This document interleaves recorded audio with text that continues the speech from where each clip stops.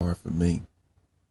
I can't roll my tongue that way to say even though I can understand some of it, I can't say it. I've tried and I've slowed it down. I even went to AI to have it, say it to me over and over, and I can't. I just can't get it to come off my tongue that way. I guess my mouth don't work that way. I thought I wouldn't be able to do the guttural sounds too, like the and I just like what's up to the YouTube fam. I'm so sorry the YouTube went down and I didn't say hey before that shit started acting up. But what's up to y'all over there in YouTube land? Satan was framed, my conscious, it's Chrissy, Brian, what's up y'all? Make sure y'all share the stream out. I was just talking about Dr. B's book and how hard it is to learn Hebrew, but how Dr. B breaks it down in his book. And the name of Dr. B's book is Learn to Read Ancient Hebrew. And this is just volume 1. And he's working on volume 2. He's working on volume 2 and volume 3 right now. And a fucking commentary for Leviticus. He's Oh wow. he's literally writing 3 books right now at the same damn time. But and I feel lucky because I get to read the motherfuckers before they print. Like I get a copy of them before they print, so I feel so lucky. But I think that if you want to learn Hebrew and the cost of the class is too much, get that book. Get that book, and especially like if you are a nerd and you're in the Discord and you're gonna tackle learning Hebrew on your own. One, I know, like I'm there. You can reach out to me on Discord, and I'm willing to help. But Dr. B has, offered to like be willing to answer questions, as well. Like I'm pretty sure. Also, like if you're using his book while you're trying to teach yourself, to learn Hebrew, but it is so much better than trying to use the books that they use right now to teach Hebrew. So Well, I'm gonna definitely get the book. I'll sit. My wife trip. She she heard me practicing the alphabet trying to say it, and she walked in the room. She said, "What are you doing?" I said, "I'm trying to speak Hebrew. I'm trying to learn the alphabet and everything." And she just looked at me and she said, "Don't do that no more. Don't ever why? do that no more." Because Because I of how you sounded sound. ridiculous. Well, she should encourage you to just keep practicing because it ain't easy. I had to pretend like I was doing a loogie, like, and like, the word for to go or to walk is halak, right? It's ha, you got halak, halak, halak, like I that. had to Yeah. have I had to have a face towel because I was literally drooling trying to say the word, trying to say the alphabet. Yeah. Oh man. Do you, my conscious? My ass is just waking up. My ass is just now getting conscious because last night was so fucking wild. Last night's live drained the fuck out of me. I slept for the majority of the day. I tried my best to wake up and like participate in the lives. The best I could do was drop a comment or two, but like it drained. That last guy fucked me up because how do you just be okay with a 3-year old being given to a 40-year old? And then he literally said that Christian women should be slaves to their husbands. To their husband. He said, not you. I ain't talking about, he said, I'm not talking about non Christian women. So Christian women should be slaves to their husbands? Wow. Like, what? Then, Mm. then after I played Lot's Daughters, he goes, yeah, I can see that you're hurt. I was hurt too once, and I'm like, get the fuck off my stage, motherfucker. Like, get the fuck off my stage. Then he came back, like in the chat, man. Just the lack of empathy that believers be having, just so they can hang on to this God or to this patriarchy. Uh, He said, like, "I can see you hurting." yeah.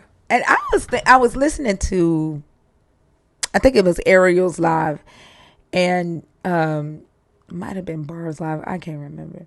I fell asleep on somebody live. But and they were talking about. Nope, that was Talk Heathen. I was listening to Talk Heathen. I was listening to Mm-hmm. Talk Heathen, and they were talking about communism, socialism, and all of that, and how um the philosophy and like Phil Bros and how people are moving away from defending um, God using the Bible, but focused on like philosophy. And I was thinking about how y'all know Venezuela and China has deconstructed from America's dollar Mm-hmm. and control, letting America control them, and the illusion of it all, and the mythology of America's exceptionalism, right? And we talk Mm-hmm. about the illusion of the exceptionalism of the chosen in the Bible and Christians, the believers, right? Hmm. With white supremacy and all of that. And so a lot of people are still operate under that illusion. Therefore, westernized Christianity, the elite, still has power and influence over the people who still buy into that mythology and into that illusion. Well, Venezuela and China said, fuck your illusion. We're going to deconstruct from it, and while you think you're still controlling us, we're going to build a foundation on our own so that we can operate and stand on our own. And so I saw a video today where a financial analyst was talking about how America is right now making begging China to not sell its debt, or and it needs to sell $3 trillion of debt, and the only country that can actually do it is China. And they're, while they were flossing their muscles, putting sanctions on China and trying to make everybody hate China, they now have to crawl on their knees to Beijing and beg Beijing not to sell off the debt that they have and buy more. Right? Venezuela is like, fuck y'all. What they're having to do is make deals on Venezuela's terms right now, and do it on the low, not out in public, because they've flexed their muscles too much, and it would be embarrassing, right, for them to do it. And it made me think about like the whole deconstruction process. They said they bust through the illusion for themselves, despite the muscles that they were flexing, despite the fear that they were trying to put on them. They continue Mm-hmm. to deconstruct from the illusion of America, the power behind America's dollar. You know what I'm saying? And Mm-hmm. it made me think about the deconstruction process that we do, and how people come in here and try to strong arm us or fearmonger us, and to stop us from deconstructing, because they still buy into the illusion, and they use violence the same way America tried to use violence against Venezuela, against China, to try to stop the process of busting through and breaking through the illusion. And when we see these Phil bros who come in here to defend the God, using these philosophical arguments, it makes me think that this is like that's their final step of trying to hang on to the illusion or to the power, because they know they used to be able to hide behind this Bible because people didn't read it, people didn't understand it, and they could just tell a person that something's in it, and people wouldn't fact check them, right? So the power was behind it. But now that more and more people are realizing that what's in the Bible is bullshit, they're Right. now they're moving away from that, and now want to argue or use philosophy to defend just the idea of a God, so that they can hang on to this idea of being created by, like, their purpose is intentional. They were created by something. Therefore, the power or the authority that they have is still validated. Does that make sense? Like Yeah. it feels like like it's a final ploy to hang on. Like what we're doing right now is kind of the bricks to Christianity. Critical thinking is the Right. brick to Christianity, to Westernized Christianity. How the brick is the deconstruction to the American dollar. That was a lot, Hmm. but that's what I was thinking today while I was Deep. listening to Truth Wanted. Hmm. What do you think? Do you think it's the last gap? Yeah, I do. I do think this is the. I think them grasping for philosophy is the last grasp. Them trying to hang on. I think Christianity is definitely on its way out. I don't know that it would be in our lifetime. Um, it might be Christianity. Uh, we'll probably see a significant downfall in Christianity during our lifetime, but religion as a whole probably not in our lifetime. And I was also watching a documentary where the mega churches had to like sell their churches and close their doors. One church was $73 million in the hole, and Oh. yeah, had to go bankrupt. Went from 13,000 members to 1,000 members in 2023, and had to uh, sell his building. And when he went bankrupt, he owed $73 million. Had Well, I'm built a seeing it. stage that cost 12 million. Who needs to preach on a stage that Mm. costs $12 million? Yeah. I'm seeing the decrease. I mean, just in the uh, time I've been deconstructing, uh, I've seen a big decrease in members. People are starting to deconstruct. Basically, I would say deconstruct, but I just like to use the term. People are starting to really think about their belief.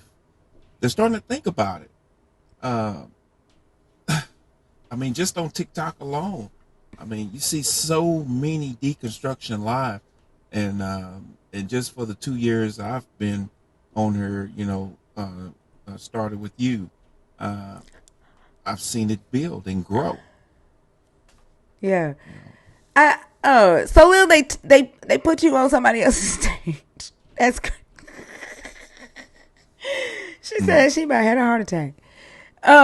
But you know what? They may be leaving the church, but they're mm. staying with the God, right? Yeah, And they're staying with the ideas that they learned from the church and bringing it out into the public. That's an issue. Like I think like that's a whole ass issue. And most of the people that we talk to say I don't go to church. Like and then they're yeah, teaching themselves and they're making up shit as they go. It makes the job harder, if that makes sense. yeah. I because mean, go ahead. Go ahead. because we're then trying to deconstruct just straight ass ignorance. Like and willful ignorance. Yeah, well, Right? yeah. I mean, I'm starting to see um, there a lot of people that I see deconstructing. They're going through the same phases that I went through. You know, uh, yeah.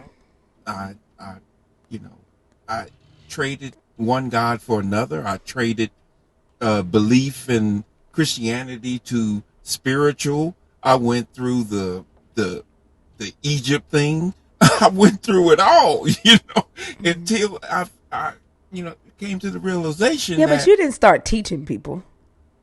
no, I didn't, but I did talk a lot about it, and I had to go back and um, tell them, hey, you know, I wasn't fully correct on that, or this, that, and the third, because there was a lot of things that I used to say that I don't say anymore because now I've done more research and I understand it, But yeah, those phases will come. I mean, Yeah. it's hard to I let go. Yeah, but I think it's like I get those phases, but when you are teaching it to other people, that's still a problem because Yeah, you're spreading stuff that you're not sure of, you haven't fact checked, right? And Right. so it's like spreading like a cancer. And Right. so, like, all I'm saying is, I'm not saying that they're wrong. I'm just for doing it. I'm saying it just makes the job harder. And then there's a difference between someone sharing information that they learned and then somebody saying, "Oh, that's not right. Where's your resource for that?" And then you go, "Oh, you know what? I don't know." And then somebody says, "Well, here's the real information or the correct information, and here's the resource." And you go, "Oh, thank you so much, Doc." Like, there's a difference between that and "you stupid bitch, you don't know what the fuck you talking about." Like, Yeah. that's what I'm Right. talking about, Right. right? That's the problem. That's the issue that I think makes the job harder to deconstruct. When people leave the church and they become their own teachers or their own pastors or their own gods, um, that just, I don't know. And that's why I say it'll be a lot longer before religion itself dies out. Christianity might die out sooner. Just the idea of like westernized Christianity and the organized religion might die out sooner than religion itself. I still, to this day, I struggle. Um, and I don't think I'll ever stop struggling with this either. Even though I've seen resources, I've listened and read resources and studied, and I can't get past this. And the thing I can't get past is that everyone, like um, Josephus, um, Pontius Pilate,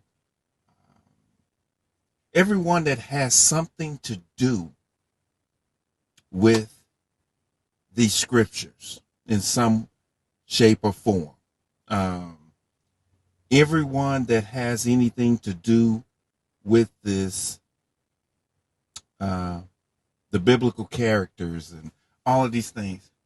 This is the problem. I don't think I'll ever get past it. Why is it that I can't find one burial site, one uh, DNA evidence? I can't find no ashes to no one that is important either in the Bible or had something to do with the Bible.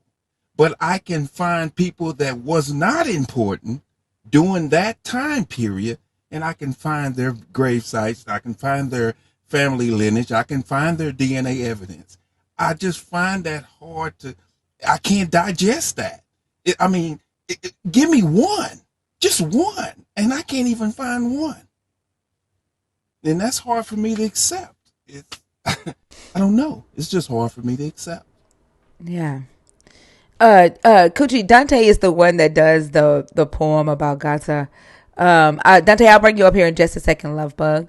Hey, so Leo, you said they threw you on somebody else's stage.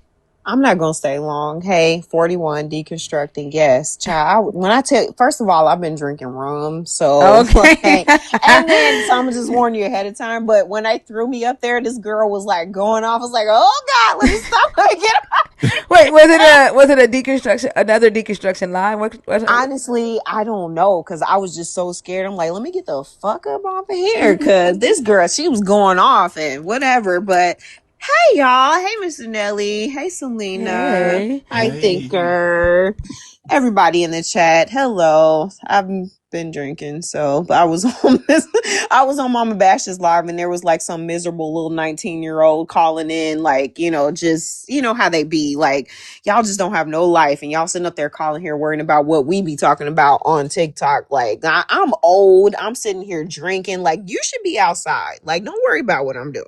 So, but yeah, anyways, kind of going back to the Adam and Eve Genesis story because I just kind of want to touch on that because that's your subject that you have there.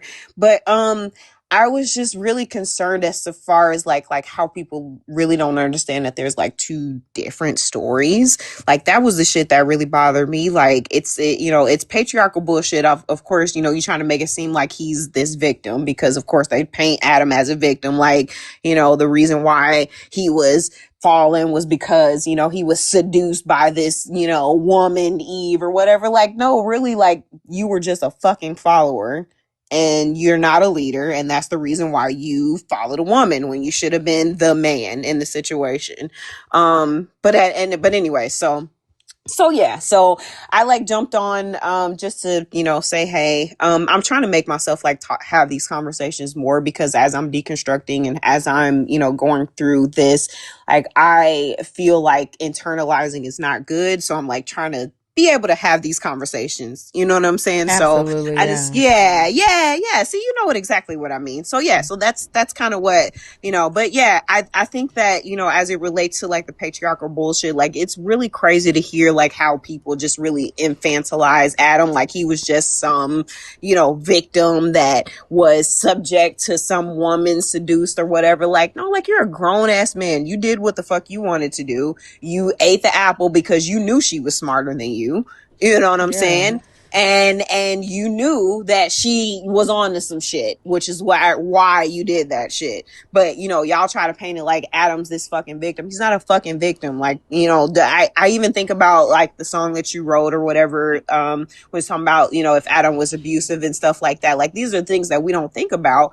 I have myself in the last 10 years have been in an abusive relationship, but not necessarily physically. Like, it's financial, psychological, like all of the Verbal, other kind. emotional, yeah. Yes, Yeah. all of the things, right? So exactly. Mm-hmm. But like that should be harder. Like that's harder to deal with. Like if I would have just put my fucking hands on you and went to jail, like I'd have been okay. You know what I'm saying? But having to undo the financial abuse, having to undo the psychological abuse, having to do on the emotional abuse, like all of that shit, like it's a process. So what my idea and what I'm thinking is happen is that he literally knew that she was the superior and smarter being, Mm-hmm. and he took her, advice because he knew she was fucking smarter than him. And that's just is what it is. But I'm gonna let you talk a little bit because No, yeah, like so they said me putting in the song "Jealous" because I'm smarter is hmm belittling men, and I'm like, no, it's not. Like the song, the story literally says that she was the Azair, like she was a strong opposite, and she was hmm what Yahweh was supposed to be to the Israelites, like. And she is the one in the story that goes through a process of critical thought. yep, He doesn't. He's just there, like he's literally an NPC in the story at that point. pretty Like much, that pretty scene much, is about her. You know yep. what I'm saying? And so they hate it. They hate that part of me saying jealous because I'm smarter. But literally, how many times do we see men come in here and react the way they act because it's a panel full of women, predominantly women, who are intelligent and who have Yeah. the fucking audacity to be confident and intelligent, and they're intimidated by it. They expect us to downplay our intelligence, downplay our voice, like talk to hmm them very like, oh my, well, why do you say that, don't talk to me like that, or hmm like shrink if they call us bitches or whatever. And but that's how I see, you know Adam. Yeah. And I always think about like how they're supposed to be the leaders of the household and all that shit or whatever, but the truth is, if you look at like statistically, women are the ones that have the more sound decisions as it relates to things like that. And I'm not saying that men can't be that or whatever, but like at the end of the day, like we're superior. Fuck y'all. I don't care what y'all say. I actually look at it like, I don't actually look at it like gender. I Okay. think these are mindsets. Yes. Yeah, I Correct. think it's mindsets, and because I definitely think there are some female Adams out there. Sure. Definitely. Yeah, the same way there are some male Eves. Yeah. You Oh my know, God. yeah. Yes. And the thing that I think about though the most is like, why would y'all be like, for me, as a person who my background is occupational development, like I work with businesses, like that's what I do, like that's what my degree is, that's what my expertise is. And at the end of the day, what you to do in a situation like that, who's is default to the person who has the most knowledge. Like it's not about who's right, who's wrong, who's a male or female. You default to the person who's done the fucking work. And at the end of the day, these niggas are not fucking lonely enough. They have not done enough work. You bitches sit up here, want to sit up here and be on somebody's fucking, like you want to latch yourself to a woman so that they can take care of you because you're not a fucking man for real. And then you want to sit up there and bang your chest at the end of the day. Like, fuck y'all. Like, y'all are not shit. And at the end of the day, sorry, let me bring myself back. I'm gonna calm down. You good. You don't have to apologize. Calm down. Let the rum take over. Yes, You ain't got to because I've apologize. been drinking Bacardi. That used to be my drink. That used to be my drink till I moved to Tito's. Yeah, and I have to, I mean, I'm house sitting, so I like have access to a bunch of shit. And my cousin was like, girl, just do whatever you want. But like, there's a bunch of shit down there. But anyway, so I've been drinking. But at the end of the day, like my thought process is like, what's smart is to go with who knows what they're doing, who can compartmentalize, who can make shit happen, who can move mountains, who can do that. And at the end of the day, unfortunately, it ends up being us, because we are Black women. We're the most educated dynamic of women, or dynamic of people just in general. You know what I'm saying? Black women are the ones. You think about it, like we're the ones that have the most degrees. We're the ones that have the most, experience. We're the ones that, have a lot of leadership skills or whatever. And these niggas are just fucking weird. Like, you're just fucking weird. Like, it's just because you feel like you should be in charge doesn't mean, like, you're not the smartest person in the room. Usually people know when they're not the smartest person in the room to defer to the smartest person in the room. Jeff Bezos is not the smartest person in his room, but he is deferring shit to people who are able to do that shit for him so that he can make his billions and millions or whatever. Like, just go with the fucking flow. They like, actually taught us that. They taught us that. Don't be like, if you're the smartest person in your company's gonna fucking fail. You surround yourself around people who are smarter than you. Like, that's what they taught us that. And I'm so concerned about like just where that's going, because right now we look at, the situation with, the ICE people, and we look at the situation with the, president, and we look at all of these things. I'm trying not to, I want to not like get in trouble on your live about just saying stuff, because I don't know what they're censoring nowadays. But yeah, there are so many like matriarchal, societies that do well because they defer to who knows what the fuck they're doing.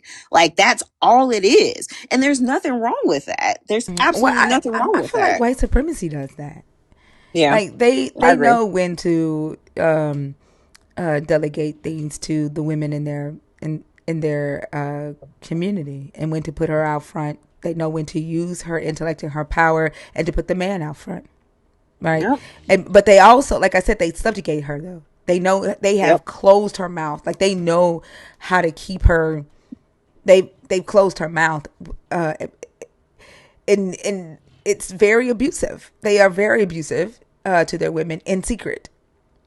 And what's so concerning to me, it is not a matter of just like the physical abuse, because you can fuck me up and I'm whatever, but it's all that other shit that takes millions of years to get away from. You know what I'm saying? All of the recon. Like, I was in that abusive relationship from 2016 to 2023, I guess I can say.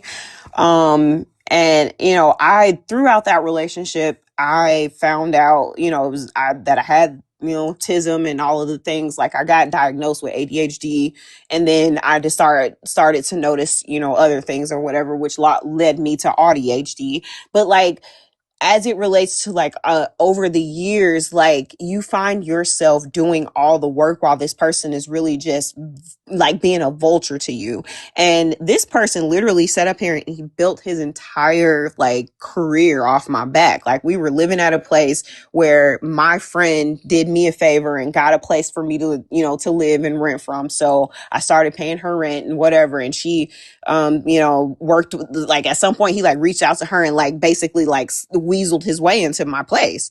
And so basically like, because this person was my best friend. She bought a townhouse, and I was leaving him. And she, at the time, like I ended up being on like a mental hold for like 3 days because of an attempt. You know what I'm saying? And so they ended up talking behind my back while I was in the facility, and he felt like he could put petition to her like, hey, it's not safe for her to be by herself and all the things or whatever. And then he weaseled his way into my fucking situation that my best friend was setting up for me to get away from him. And then now I'm here, like paying the bills and doing the shit or whatever. And it basically he like used my platform, like all of my I've been financially stable my whole life. My mother died when I was 9. I didn't have, shit like that. Like when it came down to 17, 18, like I was on my fucking own. I had to make shit happen for myself.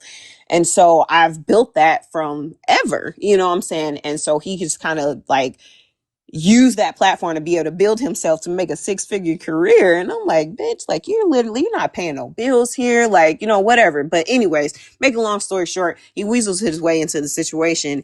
And again, just dealing with more just like emotional abuse and physical, abuse and, financial abuse and all of this shit. Like it just makes me, it just really like pisses me off because I could have been so much further in life if you weren't leeching off of me for the last 10 years, so But it usually happens that way. yep, You know? it does. Yep. I Yep. could tell you stories for days. Like there isn't like Oh I've only no. dated 2 men my whole entire life. My Mhm. husband, who I'm now divorced, and the guy that I dated for 10 years after my divorce. Both of them financially secure. And it's on So my back. let me ask you though, like, how do you? Because I'm gonna tell you what happened here. It's a funny fucking story. Like this bitch is looking for a job now. But how did you deal with knowing that they pretty much just rolled off into the sunset, It building hurt. shit off your background? It Okay. hurt. And then to see Okay. another woman reap what I spent years building up. But Yeah. the thing about it is, both of them have come back. Like when I started building my company with the guy I dated after my ex husband came to me and was like, "That's supposed to be me and you. That's supposed to be me and Fucking you, right?" bitch. And I'm like, "I'm Sorry. not the one who fucks shit up. Like Yeah. you did that." But and then when the second guy, like he still to this day will message me and tell me that there's nobody but me, and ask me out, if we can go out for a drink or whatever. But the second guy, when I met him, he was young. Like we were still young. Like he was 2 years younger than me. I was Okay. 28 and he was 26. Yeah. And he was, he already had his thing. Like he was a millionaire already when I met him. He But was good. Yeah. yeah, but he was very childish, like spending his money on unnecessary shit. Didn't have his head on straight. And I will say that because of who he was, I leveled up. Does that make Yeah. sense? Like I wanted to make sure that I looked good on his arm, the Okay. same way he looked good on mine. And Yeah. so I leveled up as well. And when I started leveling up, he got intimidated than a motherfucker. I believe it.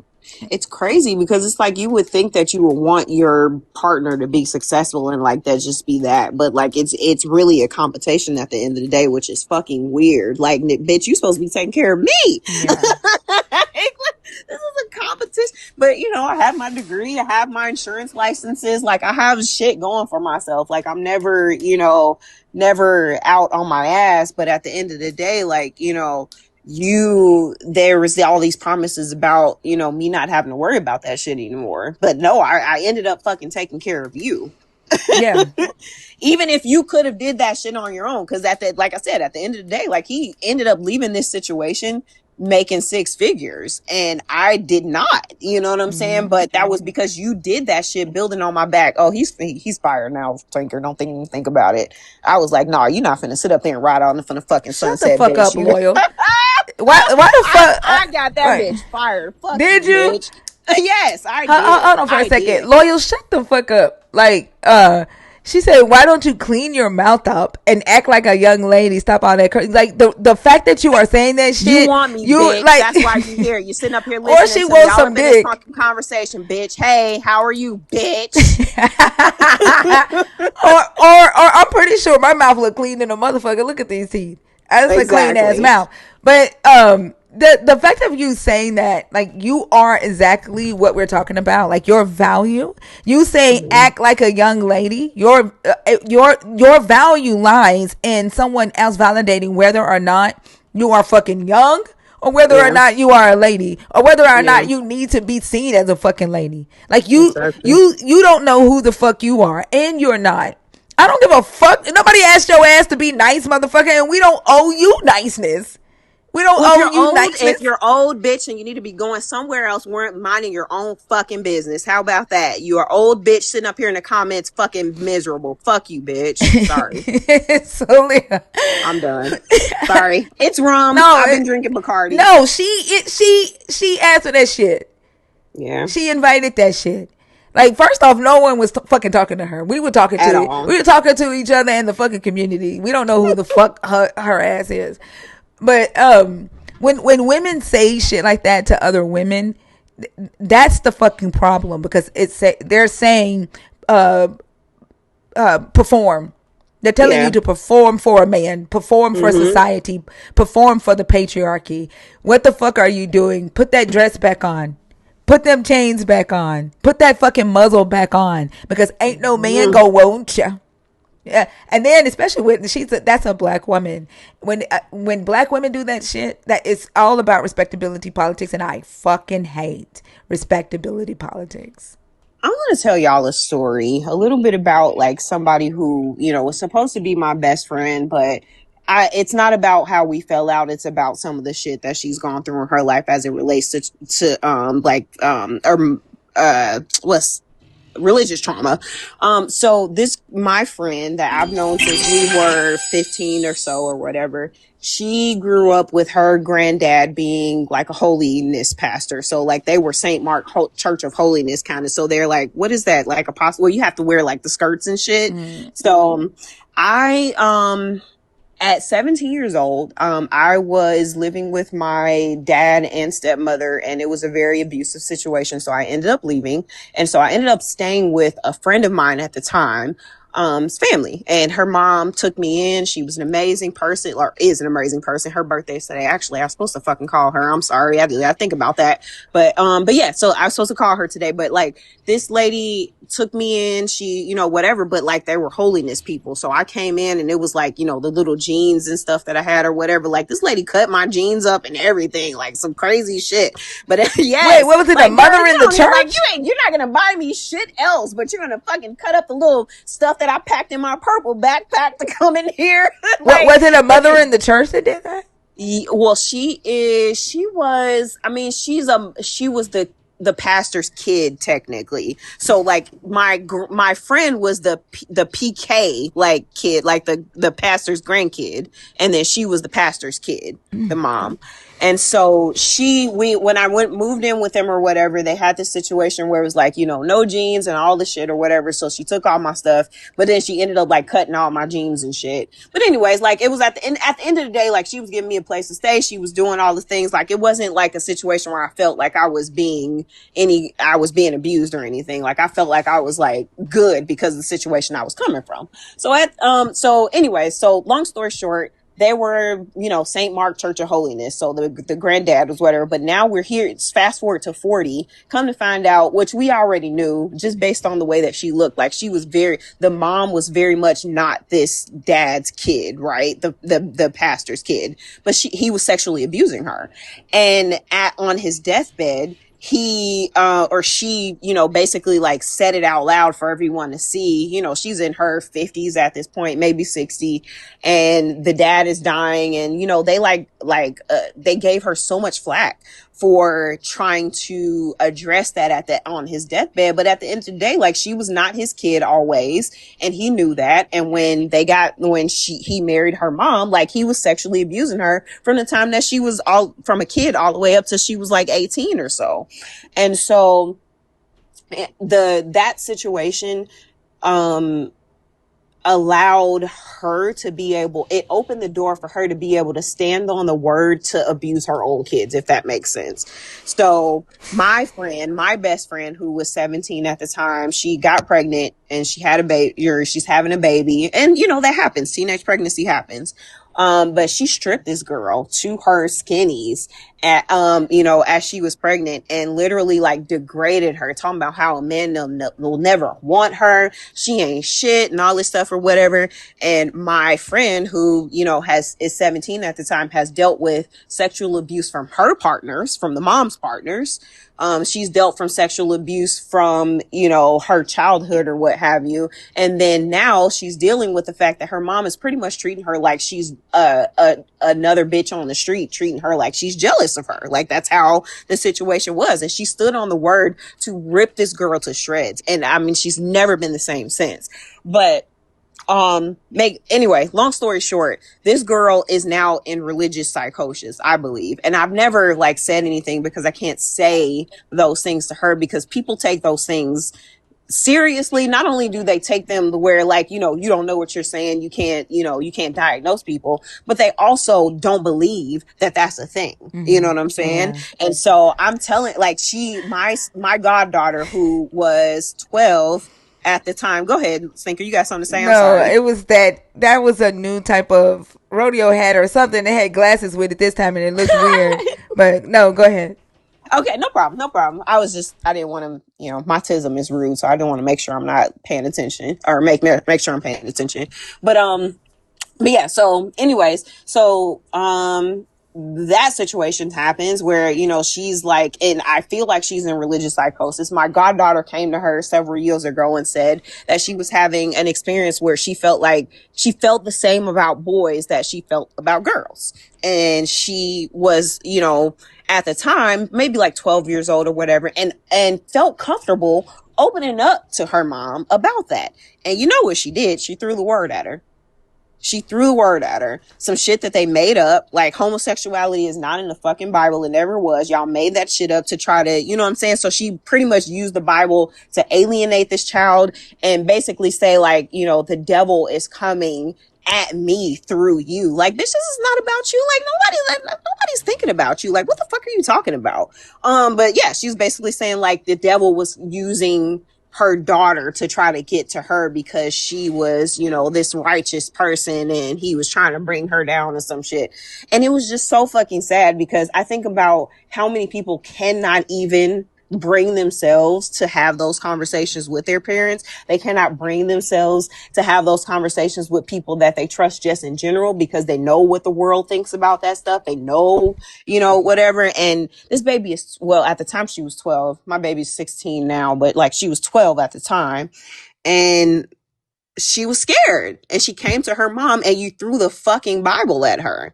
Some crazy shit, like, you know what I'm saying? And it just really bothered me. And ever since then, I've been challenging her as it relates to, and me at that point, like, honestly, I had not fully deconstructed. So I'm still believing in God. I'm still believing the word, but I also feel like it's wrong for you to use that to try to turn and manipulate this girl to make her feel bad about the feelings that she's having. You know what I'm saying? Because I had already come to the realization that y'all really just make shit up as y'all go. Like, that's just really the bottom line. And so this baby is coming to her mom and expressing, you know, these feelings that she's having, and she's looking for help and looking for guidance. And you meet her with the word and condemnation, and she's going to hell, and, you know, that the devil is trying to reach me through you. Like, no, like, nobody fucking cares about you enough. Okay, bitch, you're not even that fucking cute for somebody to be sitting up there trying to fucking attack you. Like, the devil does not care about you. I just want you to understand. And for you to sit up there and put that on your daughter was wrong. It was just really, really wrong. And it just never sat with me. And then on top of that, you know, I kind of told you about like my relationship situation, and she tried to use the Bible to try to say that I need to marry this man and all this shit or whatever, because, you know, that's what the Bible says and all this stuff. But it's just harmful.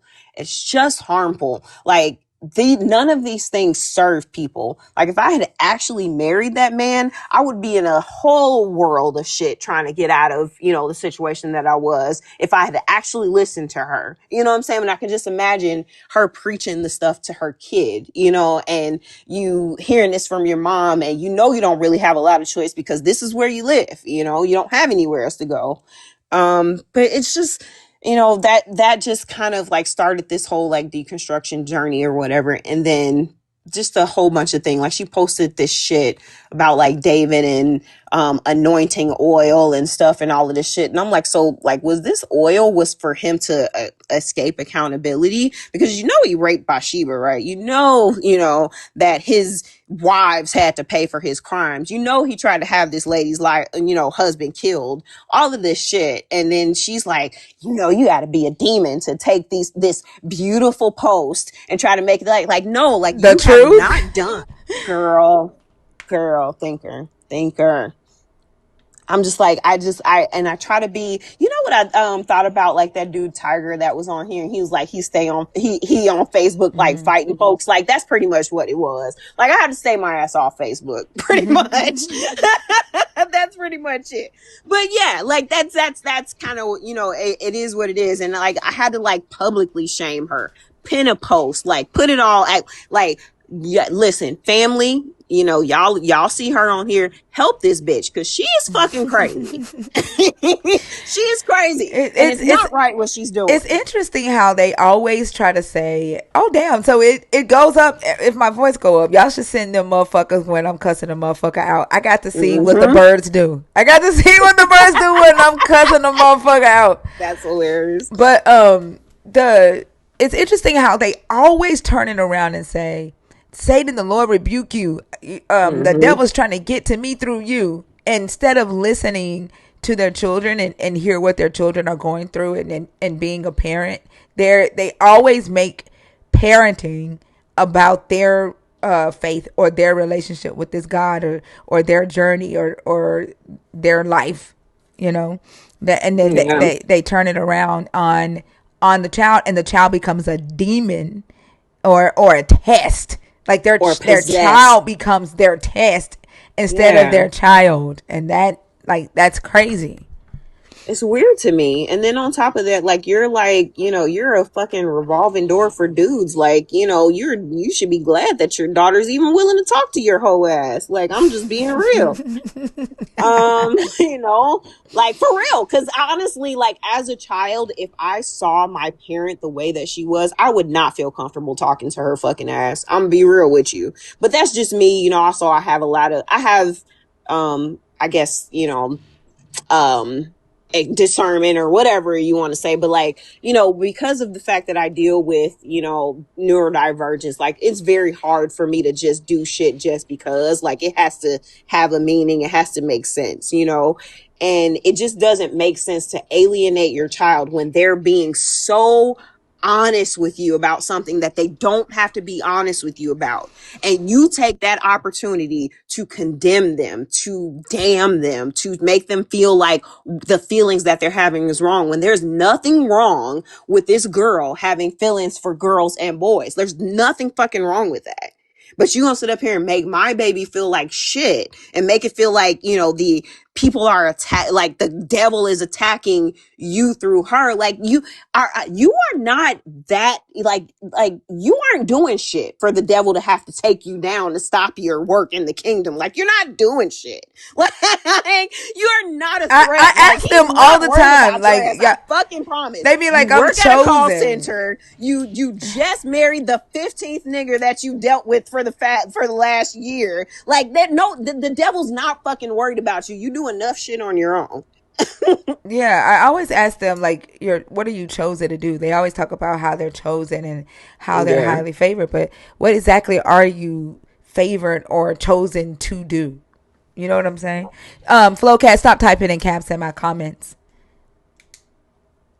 Shut up, Flowcat. I got rum. I'll cuss a bitch out. Thinker, just let me know. I'll get him.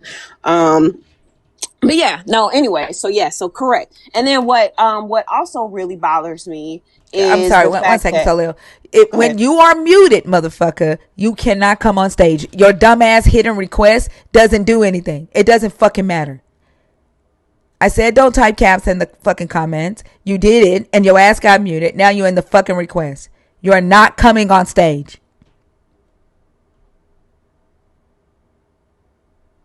Sorry, go ahead. No problem. So yeah, I know you gotta regulate because these people be crazy. I I when mean, I tell you. he came in here on the bullshit from the get go. Like he's just a motherfucker that's jealous and Mhm. wants to hate. Like he's just here to fucking hate. He or she, I don't know who the fuck they are. But when they first entered, they came in on bullshit. So they're like They be they're so weird. seeking attention. They want my attention right now. I'll tell you, the Bacardi got me cussing bitches out. Just point them in my direction. I got them. I got on Mama Bash's stage, and this little girl got up there, and she was like, the devil, and I was like, bitch, you need to go get a mimosa. Like it's Sunday fucking night. Like why the fuck are y'all not living y'all lives? Y'all sitting up here on live, sitting up there talking to niggas that are over 40 about Christianity. Like go fucking drink a fucking mimosa, bitch. Like you fucking born. Like Lords, when I tell you, Lords is my fucking dog, yo. Like she breaks it. She be like, "These you born ass bitches ain't got no lives, so y'all just sit here and be worried about what the fuck we doing." But anyways, I heard yeah, Lords go off on a young girl on Aries Live this morning when the little girl was asking that same question. yep, Yeah. And Lawrence was yep, like, she, you boring ass bitches. She's like, yeah. ain't no way in hell I want to be sitting around old ass motherfuckers at 19 trying to ask For them why real. y'all talk about this. But Now, what was you doing at 19, Thinker? Because I know I was not I, at on I, no I damn. was I Mm-mm. was clubbing, I was ooting, I was drinking, I What was she say? doing, Throwing it in a circle, man, bitch. I was doing some I was everything. living my Yeah. life. Yeah, like it's so fucking weird that, and I also is very concerning because I think about like all these kids who have grown up with this indoctrination at their, and it's literally just the fear. Like it's not facts, it's not education, it's not anything. Like y'all are literally operating out of fear, and you want us to be scared too. Like I'm over 40 at this point. Like there's not shit that a fucking devil could do to me that hasn't, like I've been, you know what I'm saying? Like I've been through a lot of shit in my life. There's not a thing that a devil could do to me that I'm really worried about at this point. And y'all don't prove hell, so I'm just gonna live my life until I figure out what's what. But you know the I crazy thing is Yeah. that it ain't the devil that we really need to like worry about, or that they don't understand that the reason that we have the conversations is because it's not the devil that is the Him. issue. It's you motherfuckers. Yes. Like And it's you motherfuckers believing that you need to defend your God with violence, with abuse, with manipulation, with gaslighting, with taking people rights away, with greed. It's you motherfuckers. It ain't the fucking devil. That's why we have these exactly. damn conversations. Ain't nobody scared of your God. It's you fucking human religious motherfuckers. Exactly. And then on top of that, like it's the condemnation. And the thing about it is like I don't even take y'all fucking serious because you bitches can't even fucking read. Like, I'm not worried about what the fuck you think about where I'm going to hell or whatever. Because if I read you a fucking sentence or I give you a fucking word to define, you're going to make the shit up. Or you're gonna go the AI overview. Like you bitches don't know how to check sources. You bitches don't know how to validate shit. Like I said, I'm college educated, just like you are, Thinker, and like all this. Like I could not go to school and just be like, this is just what I think. Like, no, they want you to cite sources. They want you to be able to show your work. Like, they want you to be able to show that you actually did the digging and whatever the situation is. Y'all niggas just wake up thinking y'all know a fucking Bible that you didn't read, and then you can send everybody to hell on that shit. What your bitch ass needs to be doing is trying to really do an internal critique about what you believe, who you believe in, and what that is. But no, you just accept stuff. And at the end of the day, like that's just some coward ass shit. Because if I can't ask questions, then that means that I'm in a position where like I'm scared. You know what I'm saying? I can't question anything. Like, no, I, have been autistic, and I don't this is late realizing, right? So like I didn't know that I was going through this until I was actually in that abusive relationship and like started to really like dig and did, try to figure out my life or whatever. But I didn't know that I was dealing with autism or whatever. But like it's just super hard for me to just accept things that don't fucking make sense. And y'all just sitting up here telling me that this nigga is just, waving a wand and the fucking world is flooded. Like that makes no sense. You got to explain that to me. Like, you got to explain that to me. You got to explain to me why y'all feel like we were, crafted from dirt and ribs when I know how evolution works. Like, you have to explain to me how y'all sitting up here saying that this nigga Jonah lived in the belly of a whale for 3 fucking days, fucking, stomach acid. Like, the shit just doesn't make sense. And these grown ass people sitting up here really believing this shit, like, it really just makes me not respect people, honestly. Because at the end of the day, like, y'all don't care about what's true. You just care about what you believe. And that's fucked up. Because you can make whatever you want to make and just be real like, no, like I need to see, I plant a seed, something grows and it gives me a whatever the tree is. You know what I'm saying? Like that shit makes sense. But you gonna sit up here and tell me that I can't, love a woman. I'm not, and any, I wish I could be a fucking lesbian because these niggas ain't shit for real. I wish I could be a lesbian. But like, But have you ever noticed though? They say that our sin nature, like our flesh, is sin, right? And because of the yes. fall. But these motherfuckers ain't never struggling with the sin of wanting to fuck another person of the same gender. The most abominable thing that they always fucking Yes. talk about. That's the Like, one girl, just sin. be free. Like Eat the pussy, that's the bitch. one Eat sin the they can. pussy. You know Hold you on, want Salute. Hold to. on. That's the one Sorry, sorry, sin. sorry. That's the one sin that they can overcome. That they have power over. Is that one? They don't struggle. They always talk about we fall down, but you ain't never fallen into another pussy. You ain't never fallen in. Your mouth ain't never fallen on another dick. That's the one motherfucking sin. Your free fucking will. Don't like. I'm trying to figure My that bad. out. Yeah, I'm like I said, I'm tism and drunk, so I didn't mean to cut you off. I am so very That's sorry. okay. I know. I know. I know. I know. But yeah, so but yeah, and then on top of that, like just show me where. Just show me where eating pussy is bad. I don't want to eat pussy, but just show me where it's bad. Just show me. And even with that, like the fact that like y'all, it was a full stop from the time that Genesis 1 and Genesis 2 didn't match. That's a full stop from there. Like at that point, I don't want to hear nothing else you got to say because that doesn't make sense to me, you know? And I think that I just really want to study like the process behind instilling the fear. I know it's a lot of indoctrination. I know it's getting people when they're young and all of the things, but it's like the way that this fear is built into where people literally will not question it is fucking scary. It's scary. Like y'all literally will like and no other indoctrination is like that, right? Like I grew up, No, I knowing think about Islam is Jesus. like that. Yeah. You think Islam is like Oh that? yeah, Okay. there was a guy that joined my live probably about a year ago. He said he suffers from PTSD. It was a different type of PTSD, but it's religious PTSD. No, Mm-hmm. no, no. Not PTSD. What's the one where they everything is you got to clean everything. Everything has to be in certain OCD. OCD. Yeah, Mm-hmm. religious OCD.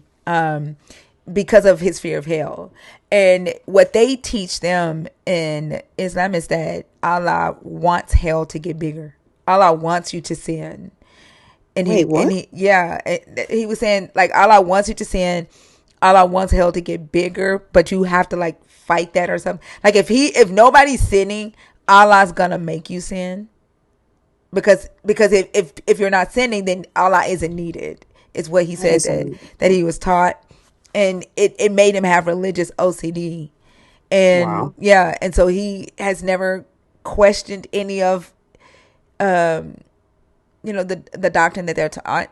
But yeah, that they have that same fear of questioning and speaking against the prophet.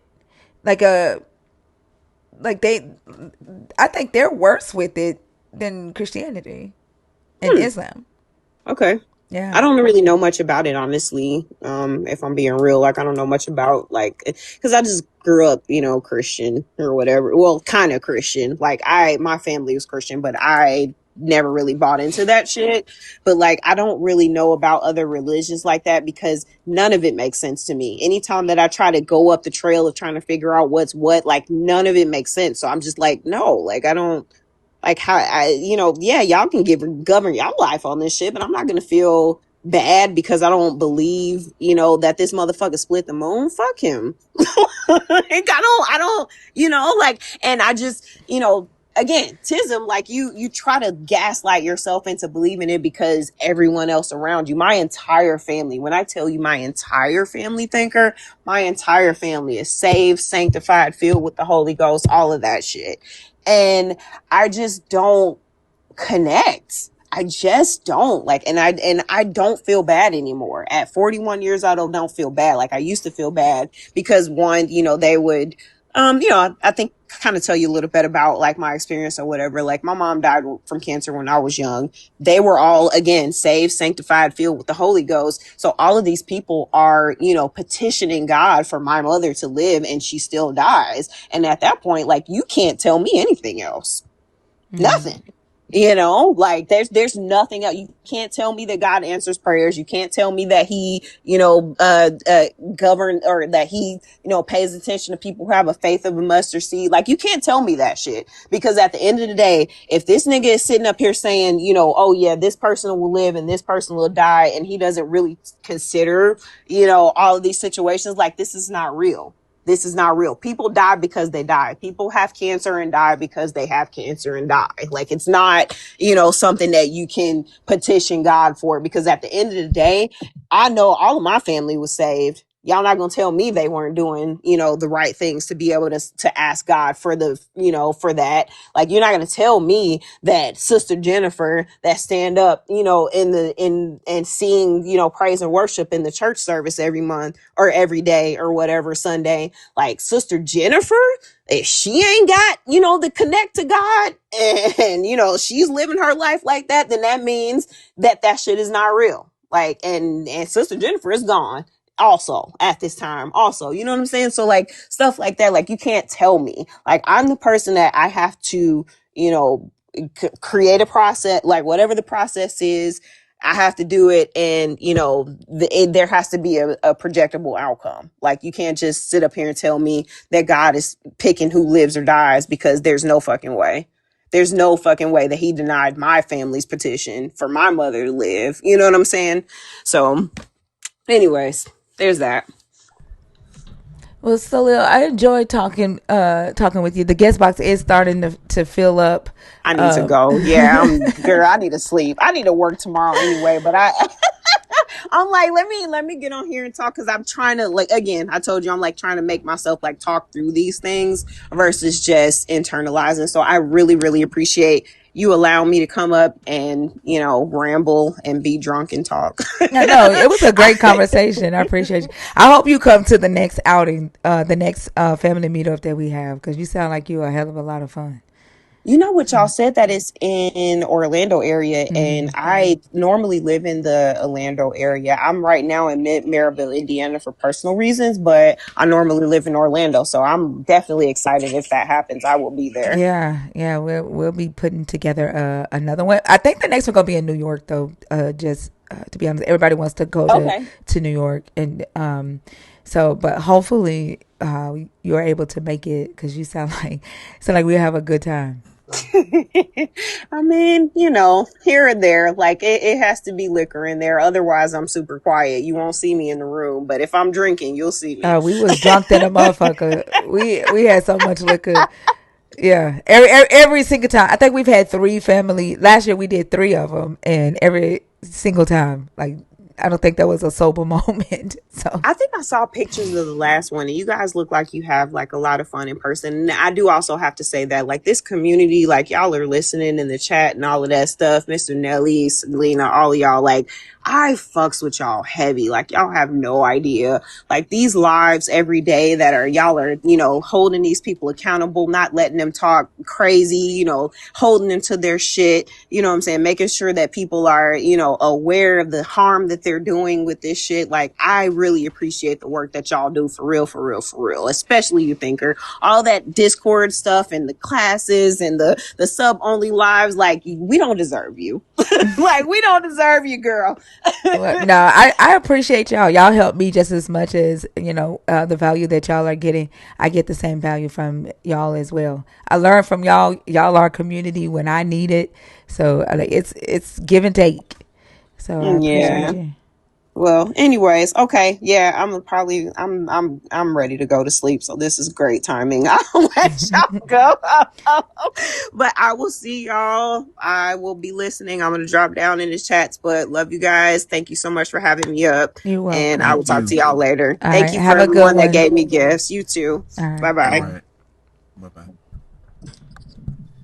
It's something that she had brought up in that uh, 3 day scenario. I have that in my book as well. I didn't realize um, how many uh, 3 day periods of testing, transition, judgment, divine intervention. It's always 3 days in the book, and there's a whole bunch of it too. What do you mean? It's always 3 days. Like Hold on for a second. Marla and Ty, are y'all in the box on purpose or on accident? Go ahead.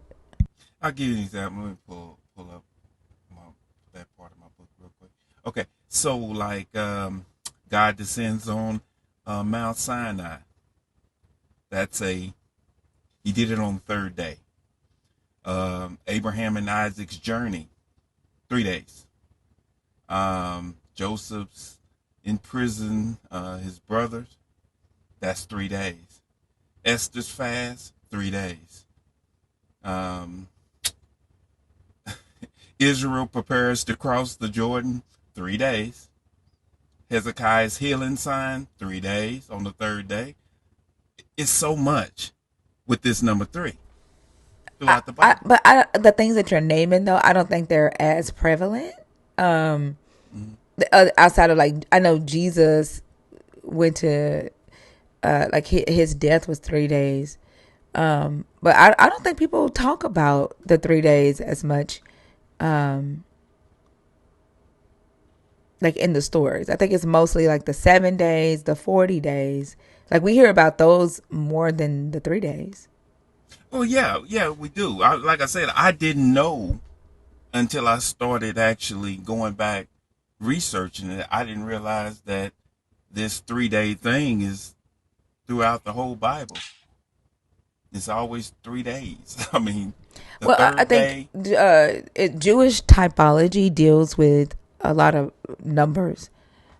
And so the number 3, the number 8, the number 7, the number 40 are a part of Jewish typology.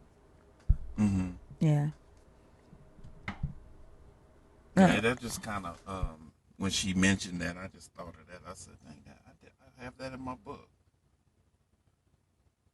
Yeah. What's up, Ty? Hey, how are you doing? I'm good. How are you? How's the panel doing? I'm doing all right. I really came up to say, like, or to like try and discuss this with you. I feel like, and y'all actually said this during the last discussion, people really get out of Christianity and feel like they're hopping into something new. Like, I feel like at first I was having conversations with my sister. She was kind of coming out of it. She didn't believe in going to church anymore. I was like, we're making headway. And now she's like, I'm in this group where we don't even go to church. We just kind of log on and discuss the Bible. But they're like giving new life to the book in a way. Like, I'm like, it's almost as if they're about to become a denomination. And I was Yeah. like, it sounds like you're in a cult. Like, it's not that they're doing, the things are like you're in the making of. Yeah, that it's predicted there's going to be like 49,000 different denominations, like 4,000 new denominations added by, um, I think they said 2035. Oh Like, my gosh. But yeah, yeah, and it's like they're breaking down this word, but it still doesn't make sense. It still doesn't. And now she's like, well, none of the things in the books are physical, or like in the physical, it's all supposed to be like, what's the word I'm looking for? Dang, I just lost it.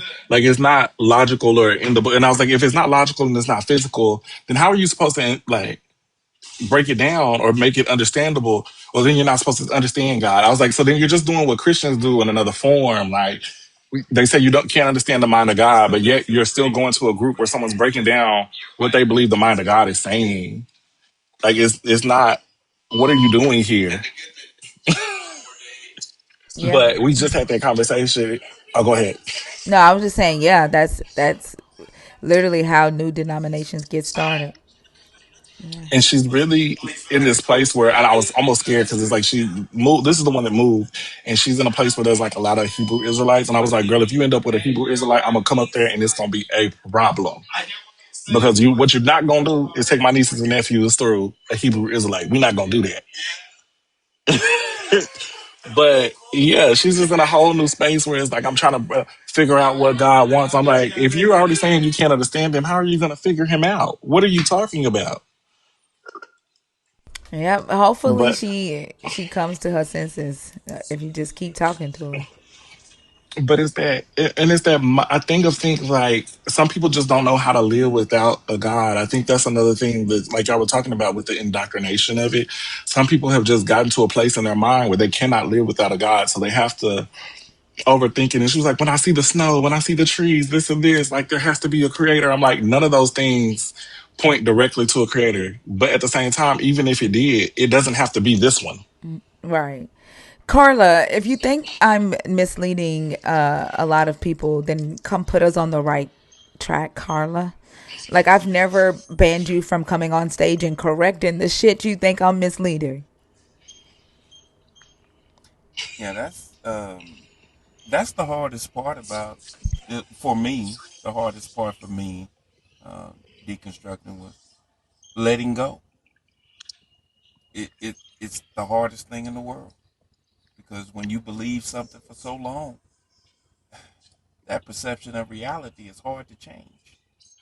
That's why deconstruction isn't a one and done thing. I think a lot of people think that deconstruction is, something that you do for a short time and then you arrive and you're deconstructed. De- because it is so prevalent in our society, it is embedded in us and it becomes our identity at a young age, or when you adopt it even in your adulthood, it becomes who you are. And so when that gets shattered, you have to rebuild it and put it back together. And when you're doing that, you typically pick up the same things. You've hoarded a lot of core values and beliefs and comfortabilities, Absolutely. in your life and in society. And then you realize, as you're deconstructing and as life goes on, you realize that you've carried some bullshit with you, that you've carried junk that you don't need or that is harmful. And so you end up shedding it as you go on. I don't think deconstruction is a a process that you're ever going to reach, because we don't know what tomorrow holds, and we don't know what we have not yet experienced, and Mhm. what's still, in our subconscious, and what we're carrying with us. It's a journey, not a destination. Yeah. Um, and one of the things I was telling her, I was like, when you take this book, even if let's equate it to the stuff I have in my room. If I say I'm going to start anew and I take everything that I have in my room and say it's just junk, and I move to a new house, but I bring all that stuff with me, you're just bringing the same stuff and trying to reanalyze it as something new and something better. And it's not, it's still the same book. Like, and it's just so frustrating. But I also think that for some of us who have multiple intersections in life, like for again, people who are black, people who are LGBTQ, like I feel like sometimes when you have those multiple intersections, or you find those places where you really don't fit into the norm, or you can find that, then it becomes easier for you to break down those things that are not like true to reality. And I think that was the thing for me, because I am someone who is gay. I've always looked at the world a little differently because the world has looked at me differently. So when people be like, "Oh, well, I'm doing this out of love," it doesn't look like love. It doesn't feel like love. Right. So maybe that's not what that is. They don't ever ask if what they're doing to so-called love you makes you feel like you're loved. Like the definition of love to them is, I feel like I'm loving you, so I'm loving you. Right. Right. You know what? Yeah, let me write that down. Because I'll be taking notes. Let me make sure I get that. But yeah, I just wanted to come up and say that I just in any way, like any information that you have to help break through to her, or like, do you have anything that you feel like could help move her forward? Because I feel like, again, she came out of the church. We were talking about it, like the things that were actually in the Bible. And I was telling her how women are getting blamed, for things that they did not do, like the King David story, the story of the Levite and things like that. And I was like, what? And she'd be like, "Oh, it says that," and I'd be like, "Of course it does. Like, why would I lead you astray? Like, I'm going to tell you what's right there. I mean, I that she don't can read want it you to think." herself. Right. I'm gonna tell you what's right there, and I'm gonna tell you where to go look for it. But and then it was like this coming out period, and then it's like boom, now you're right back in it. And even though you're not showing up to the physical building, you're showing up online to discuss it in a new way. Yeah. Like from one addiction to another, as they usually say. But do you have anything that I could offer that you think would like, and I know like you don't know her, but something that seems like it's a I mean, I don't. You know me. I don't give advice. The only thing I do is share my experiences. And like I've not joined like cults or anything like that during my deconstruction. It's just that other than deconstructing is a process, and even those of us that feel like we may be further along in our deconstruction, giving grace and allowing space and remembering, that we were once in that place too. The only thing you can do is give as much as they've allowed you to give. If they've opened the door for you to help them deconstruct, then go through that door and continue to remind them of the illogicalness. But if they've shut that door, you have to respect the boundary, right? right. Yeah. Right. Okay. Well, I just wanted to come up and share that little piece and kind of see what I could get out of it, because I'm trying to work around it in the best way possible. But at the same time, sometimes it just comes up and it's like, how could you believe that? Like the things we see in the world today, do they follow the things we've seen in the world as it's come to be? Like, does Christianity build that up and follow like what you believe about it? Just no. But Do you have anything else? no, that'll be. I just wanted to come up and see what I could get from kind of discussing that with you, and I got a few things. Okay. Well, I hope you have a great rest of the night. Okay. You as well. All right. Thank you. That used to be uh, uh, one of my biggest arguments about the Bible. When I used to talk to Christians. Hold on. Thank you. That was one of my biggest arguments, and I used to bring that up, and Christians didn't understand. But anyway, what I'm talking about is Genesis 1, when it says, "In the beginning, God created the heavens and the earth." Then it goes on to say that He created light, which was the sun. That just don't sit right, because in reality, we know that the sun played the biggest part of creating the earth, period. You know what I'm saying? But in the Bible, the sun was created after the earth. And Right. but when you bring that up, and even when they research it, it's like they don't see that. They like, oh no, no, no. But it literally says that in the book that God created the heavens and the earth, then He created the sun. But the sun is what created the earth. Exactly. It's Yeah. just weird to me. Yeah. Yeah, I agree. Can I just ask a No. woman? No, no, you are a whole ass kid. I don't even know what the fuck you are doing in here.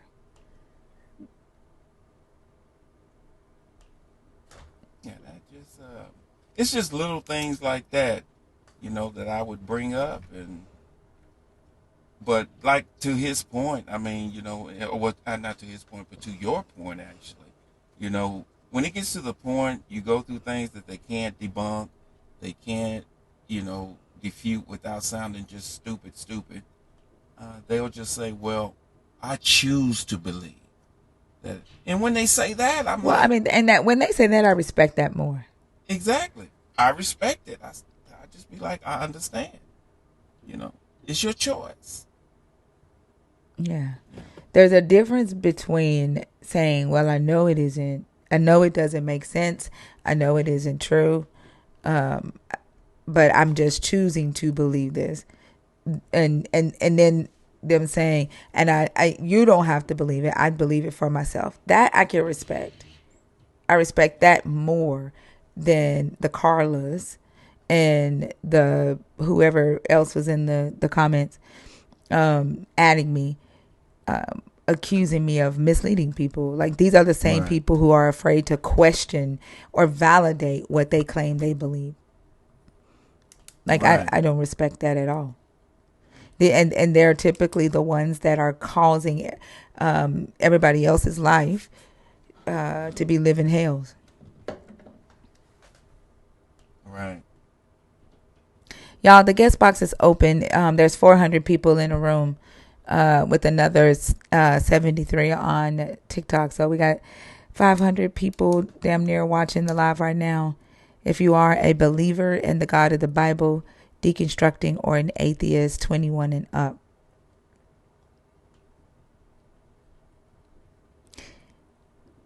It's 12:42 Central Standard Time. I don't give a fuck. Like, I I don't quite understand why you believers want to fucking debate all the time. Like, is Jesus telling y'all to go and win an argument? And then what do y'all get? What do you get when you win a debate?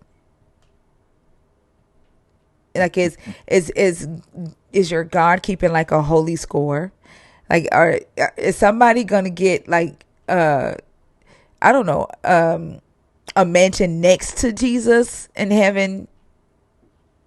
Like, what are you gonna get? Can you answer I was that? listening.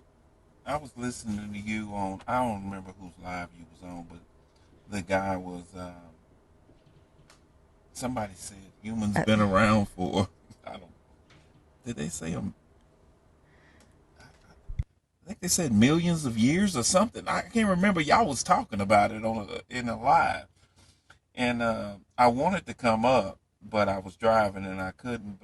But I wanted to ask. I mean, if uh, if if this God, loves us so much, and this, that, and the third, let's look at the reality part of it. What about the dinosaurs? The dinosaurs has habited this planet for over 165, what was it, like 165 million years, somewhere in that neighborhood. And I mean, humans has only been here, what, 300,000 years. I wonder what was the guy doing for the 165 million years the dinosaurs was here. well, I mean, a lot of them don't think the Earth is that old. Yeah, yeah, you're right. I agree. They don't think it's that old, but that's why it comes down to, do you do you have any faith, or do you have any structure in science at all? Who, I mean, the you can't believer? just, yeah, You're asking if the believer has faith in science? yes. You know damn well a believer don't have faith in science. Well, they do to a certain point. They have a faith in science that has everything to do outside of this God. They do. The God did everything. Science is a part of the God to them. The science can do because the God does. Like a believer doesn't have faith in science. I listen to them because, like I said, I haven't had no one-on-one conversations, face-to-face conversations with some since last year, beginning of last year, and but I always wondered that, I asked that question, you know,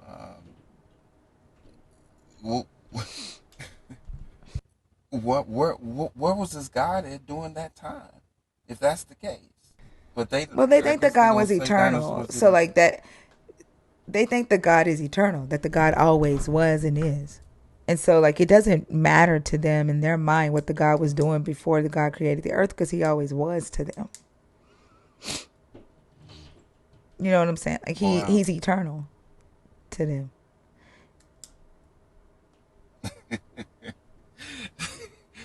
yeah, I can see why they think that way. I could see that as a believer. Um, but Like when think you about come it. to the reality, Like hmm what would it matter to them what he was doing before he created the earth if he's always existed? yeah, because it's about them. It's about the human, and that's what I don't get. I I I have a problem with that. And What do you like I was mean? talking, I just don't get it. Just like I was talking to you earlier, when I was telling you what I struggle with, you know, and I didn't get a chance to finish. But the biggest thing that that bothers me about that, it leaves a door open to the possibility of these characters could have existed. Hmm? How? I know it sounds weird, but you think about it. Like I said, this is what bothers me. Like I said, Marcion, Pontius Pilate, all of these people, all the important people that had something to do, some form of fashion with this book. But We have not, Marcion did exist. but we don't have no burial site for Marcion. We don't have no DNA. We don't have no family lineage of Marcion. That doesn't mean he didn't exist. We have other things of Marcion. Marcion was a bishop. He had churches. His churches were taken away from him and given to Christian bishops. Right. Marcion did exist. I Like, understand the evidence of that, but I guess what I'm trying to say is this. Um, Even though we have the writings of Marcion, we have the structures of Marcion, these buildings, whatever, the churches and stuff like that. We still have no Marcion, and what that's does that doesn't mean anything though. well, And absence of evidence isn't evidence. Like it doesn't just because you don't have a burial site for him doesn't mean Marcion did not exist. well, and this is where I struggle. I struggle is because I can go in that time period and find people who were not important, and I can trace their lineage. I can find their DNA. I can find their burial Not sites. everybody. Not Not everybody. everybody, Right. but somebody I can find. Right. But like I think you're trying to say that first off, Marcion wasn't wealthy. Like you're Mm-hmm. trying to say that because Marcion is an important part of this history, right? Which he isn't really because you don't know about Marcion unless you go digging, right? Right. But you're trying to say that because he was the first person to ever have the first canonized New Testament and the letters of Paul that he should have been buried in like this mausoleum. Like he was exiled he as a heretic, outcast, and his church is taken away from him, right? Like we don't know what happened to Marcion, but we have other evidence that Marcion did exist. Like he was a person. Like he's not even claiming to be some supernatural being. He was just a human being who believed. He was a Gnostic believer of Jesus. Well, Right. not even And Jesus. He didn't even say Jesus. He just said a Christ. Like right. he was just a believer in a Christ. Right. And he's just one person. Right. So my point, what I'm saying is that you can't give me one out of everybody. There's not one. One what? One burial site of anybody mentioned in the book. Anybody that I mean, had something to do with it. there is a what do they call those things where they bury the bones? So like in ancient Israel, Urns. no, not an urn. Uh, I can't think of the name right now, but they would put your once they bury you, like they wrap you up in linen, and then they go back and they put you in like this box, not a mausoleum. They put you in like this box where your bones deteriorate with your family, right? And so like there is one that has the bones of a family, not a tomb. Hold on, give me just a second. yeah, I'd like to know because I have not been able to find one. Not one. That's There's a related in this book or related to this book. yeah.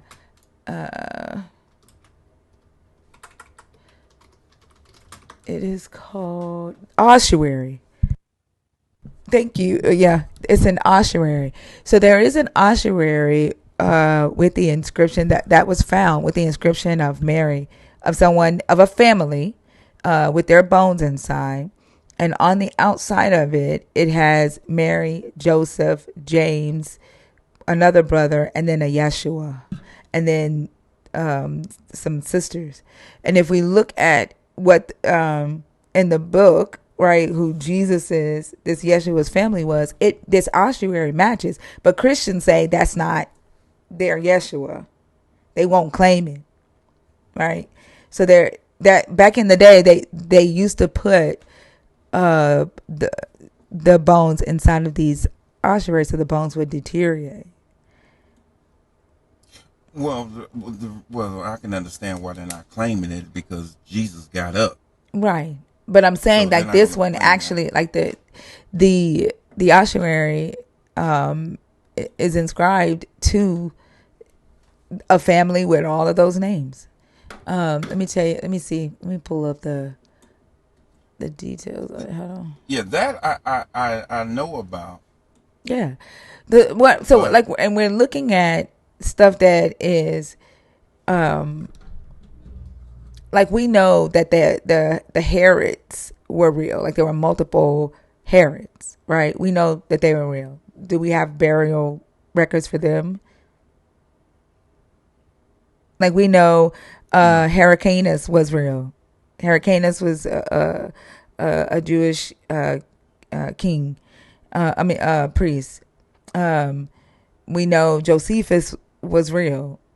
Um,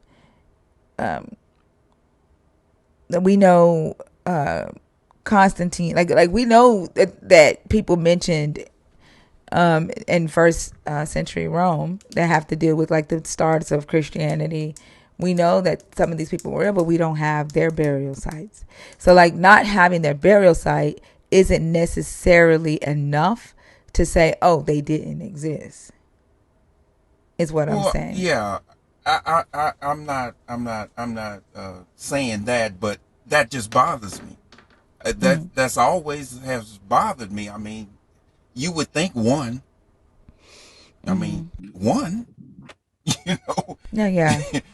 but there's there's just not. I mean, we have writings, we have documents, we have that type of evidence, and that we can uh, lean more toward, yes, they did exist, you know.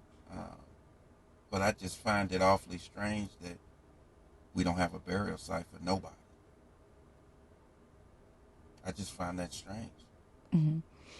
Like, are you under the like? Think about the fact that, like, and I agree with you, right? That is something to raise an eyebrow at. But when we're thinking about the majority of the people that are a part of this story were low income, uneducated sheep herders, right? They were not wealthy, and they would not have had the funds to have a professional burial. Right? Like, most people just buried their loved ones in the ground and moved on, or left them where they were, because they couldn't afford to put them in ossuaries or tombs. Right. And that's what bothers me, is because the people that I am finding that lived during that time period were a bunch of nobodies. They like, what? Like, how are you finding them if they're a bunch of nobodies? That means that their tombs were marked. Let me. I have to go in here because well, when I say nobodies, I'm talking about people that did not have anything to do with the belief but in did this they God have or but did they anything. have money though? If they had money, if they were like part of the aristocrats, and they had the money to bury their loved ones in a professional way, right, where they could mark the grave of their loved one. I mean, whether they were a part of Christianity or not, there were still people back then that were not a part of this cult, but had the means to bury their family and mark it. The people in this story, though, these were low income sheep herders. Now, granted, a lot of the story is made up. We can tell that just from the typology, just from the looking at how the stories are influenced by Greek mythology, Roman mythology, Assyrian, Babylonian. Like, we can see, we can use linguistics and culture to validate or invalidate whether what's written about these people are real. But I don't think that we would be able to just be like, oh, Matthew didn't exist. Like, we don't have enough evidence to say that Matthew didn't exist. We don't have enough evidence to say that a Yeshua did not exist. It is more plausible that a Jewish man named Yeshua existed, because there were a lot of men. That was a popular name back then, especially after the Babylonian exile, and they came back into the Levant area. Yeshua is the Aramaic form of Yeshua, and so that it was a very popular name for male children back then. So it is very possible that a Jewish man named Yeshua existed. It's also very possible that he, built a small following, convincing people that he was the promised Messiah in the Hebrew scriptures, as there were many promising to be calling themselves that Messiah. And right. So not having a grave for this person actually works out for the mythology. Right after he was crucified, it actually works out for the mythology. Then works against it. But it's also just not having bones or like a birth record or something isn't enough to say that this person did not exist. Right. And I agree with that. And that's what I was saying. I just want to be. I would love to say, instead of me saying it's possible that they existed, I want to be able to say that person existed. That's impossible. But that's impossible for you to be able to do. Right. I know. And like I said, that's what bothers me. That's all.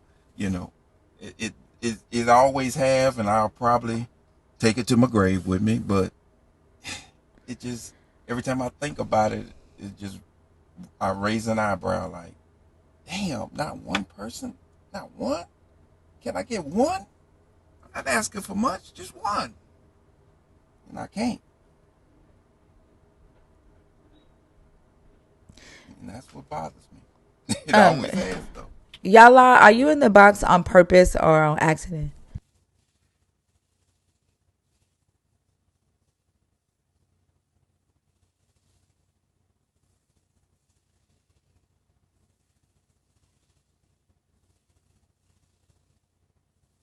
All right, y'all. It's been over 30 minutes without a guest. This is not usual for a Sunday night. If you don't have a username, I'm not bringing you up. So please add a username to your account if you're going to request. If you are a believer in the God of the Bible, deconstructing, or an atheist, y'all, the guest box is open, 21 and up. Mikey Aces. Yeah, Hi, how are you? I'm okay. How are you? I'm doing good. How old are you? I am 45. And are you a believer in the God of the Bible, deconstructing, or an atheist? I'd say deconstructed. Are you an atheist? No, I'm a theist. You're a what? A theist. Do you believe in the God of the Bible? I just believe God exists.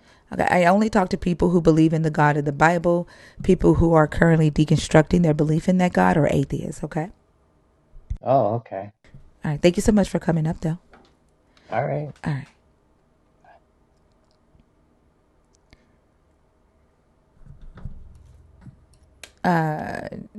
Just better than you. Jesus, Hi, how old are you? I'm 19. I'm sorry. I have You got to be a th 21, okay? no. You I have got a to be throat problem. you got to be 21. You got to be 21 to come up here. You got no. You got to be 21. Your voice is not going to matter. You're not 21.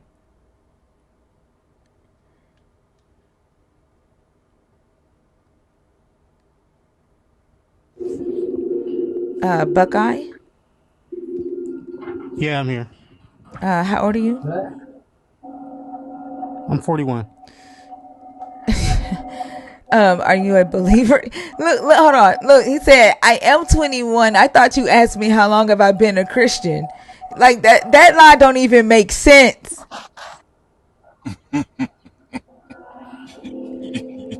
Are Been you a Christian since you was like 2. like stop? Are you a believer, deconstructing, or an atheist? Define deconstructing. What does that mean? Well, are you a believer in the God of the Bible? Um, Not. I guess not exactly. I kind of believe that there's like a creator, I'm not of like asking do you life, and believe in a you know. God. I'm not asking do you believe in Yes, a God. I'm asking do you believe. yes. I would call it a god No, no, for no. sure. Okay, I'm not asking that. I'm not asking that. Like it does, I don't care if you believe Oh, in a God. I'm I only talk to people who believe in the God of the Bible, people who are deconstructing their belief in the God of the Bible, or atheists. okay. I never read the Bible, Okay, so then you wouldn't and fit this conversation then. okay. Yeah. You're not a believer Well, in the God of the Bible. You aren't deconstructing and you're not an atheist. So you wouldn't so what fit does that. deconstructing mean? You're not doing it because you don't believe in the God of the Bible. Okay. Yeah. Um. All right. Okay. All right. Have a good one. All right. Okay. He is in a spaceship or something. Like what? Where is? What was all of that? I don't know what that was. I was like, damn. Noza, are you in the request on purpose or on accident? Yeah, it sounded like he was on Mars. Hey, thinker, can I read something to you real quick? And can you tell me if I You think maybe I need to change it? It's just a short paragraph. Can we? I'm trying to get the show going. I'm trying to get people to Oh, okay. to come up and like if not, then we're gonna end up having to shut down because we haven't had any calls. So I'm trying to get people to get up here and start having conversations. Okay. Noza, are you in the request on purpose or on accident?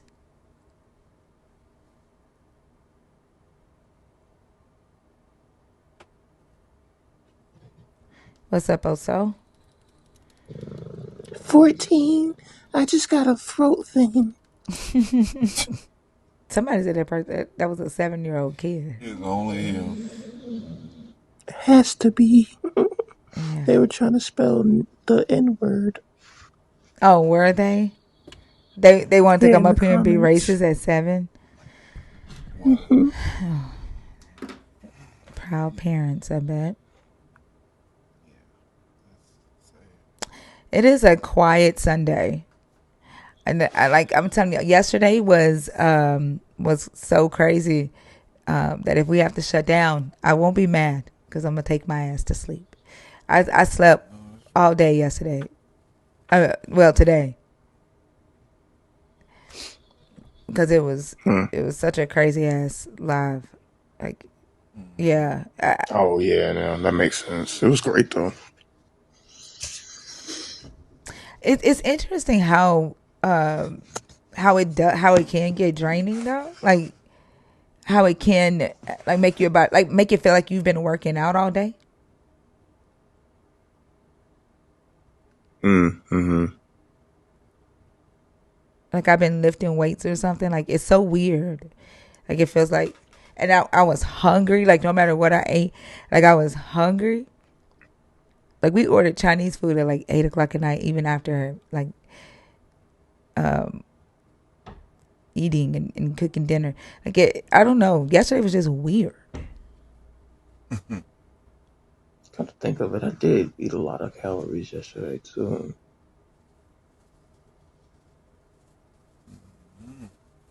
Uh, yeah, I don't know. I think that well, I guess the brain is a muscle, so why wouldn't it be fatigued like a whole body workout? Plus the That makes yelling, because sense. I probably cussed damn near every person that came out on.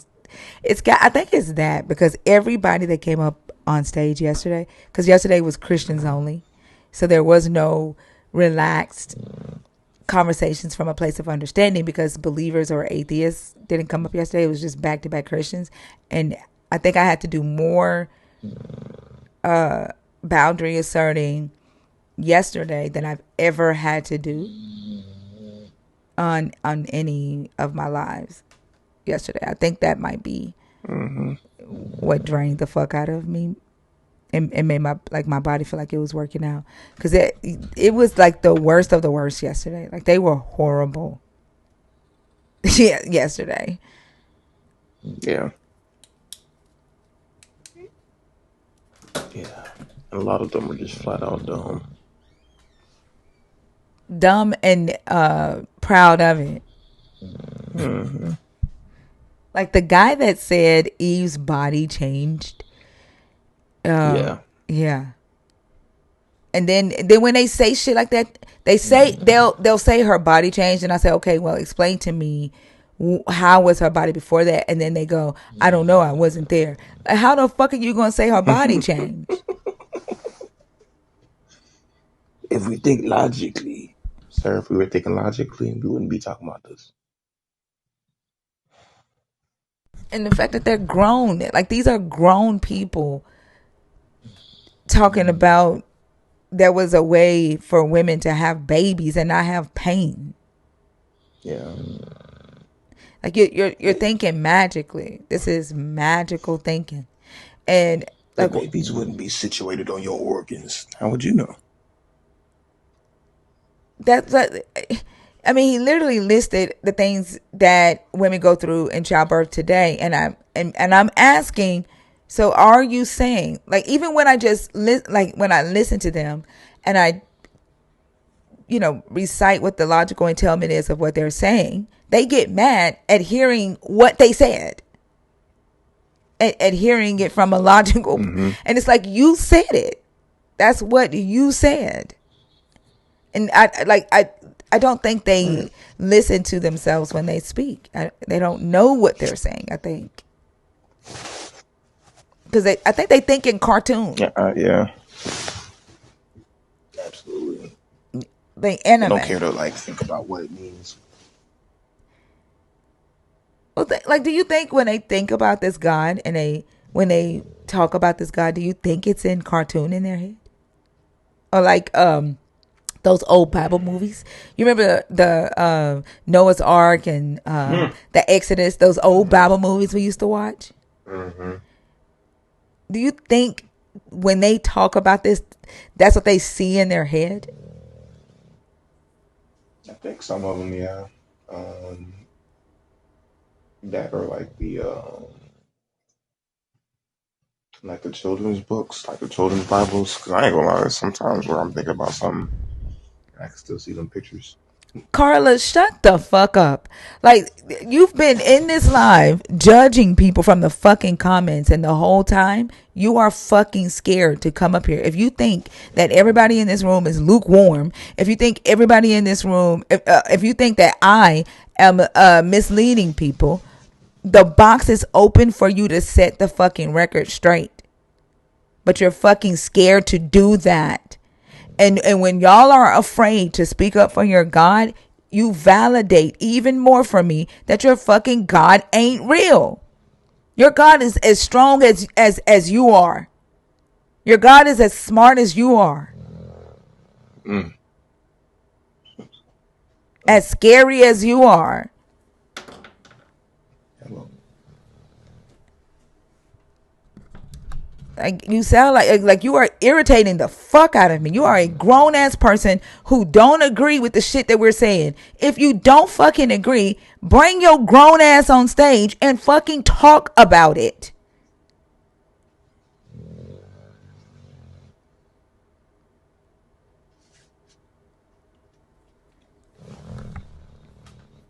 Also, shout out Nina. Happy birthday. Happy birthday. It's Nina's birthday. I knew it was somebody's birthday today. Happy birthday, Nina. Was seen back in 2011 defend the independence of the Federal God, Reserve. you actually think that we're just gonna fucking allow that shit to happen? Do y'all think through the shit that y'all do? Do you actually think that you're gonna be able to come on stage, turn that shit up, and just fucking let it play? Do y'all think through the shit? This is what we mean when we say critical thinking and thinking logically. Y'all don't think before y'all act. And probably because y'all think thoughts ain't things. You think y'all, some of y'all out there thinking that you can't even prove that you think.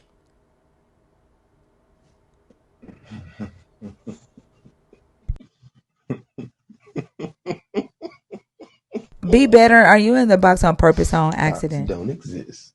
Right. Then so you can't prove that I think before I speak. That was stupid as fuck.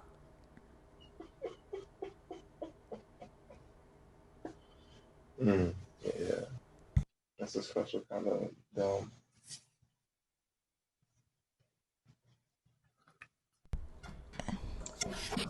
You don't believe in Adam and Eve? What the heck? How old are you? 32. Are you a believer in the God of the Bible? Hell yeah, I'm a believer. No, I don't. That's fucking stupid. What's stupid? It's a cartoon. Let me ask you a question. When you think about Adam and Eve, do you think about a cartoon in your head? Shit, I'd be thinking about the Lord of the Rings.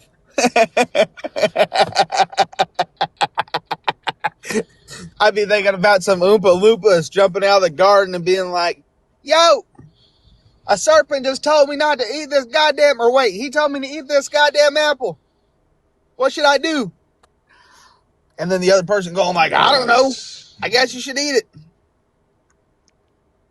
Let me tell you something. pull out that fucking iPhone and look behind that iPhone. And it's an And there's apple. an apple And that been oh my bitten. God, it's an apple on the back of an iPhone. Therefore, Adam and Eve's story is real because how the fuck did Jeff Bezos know that a fucking apple should go on the back of a fucking piece of technology? Jeff Bezos is Fucking crazy. stupid. That was just ignorant. That was just no. The crazy thing That was is, stupid. they believe that. They believe that because Apple has an apple on the back of his phone, it has to do with this fucking story. That it's proof that the Adam and Eve story is real. And Apple's not the first one to ever use I said Jeff Apple. Bezos. Huh? You did, but it's I Steve said Jobs. Apple is Oh not shit. even the first ones to ever use an apple for a logo. That's the reason why the Apple iPhone has to have the bite out of the apple so it wouldn't match the other logo of someone else who had an apple for a logo.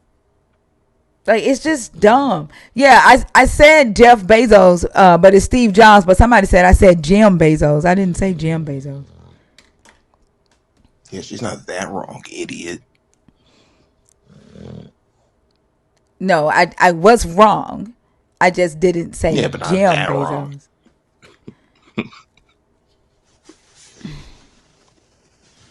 Annika, are you in the box on purpose or on accident? Okay, y'all. If we don't get a call, I'm gonna go ahead and shut it down because like that last guest irritated the fuck out of me.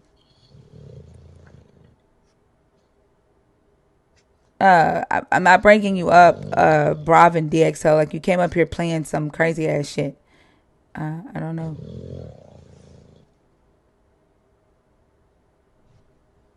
Oh, you were in there on purpose. Request again, Annika.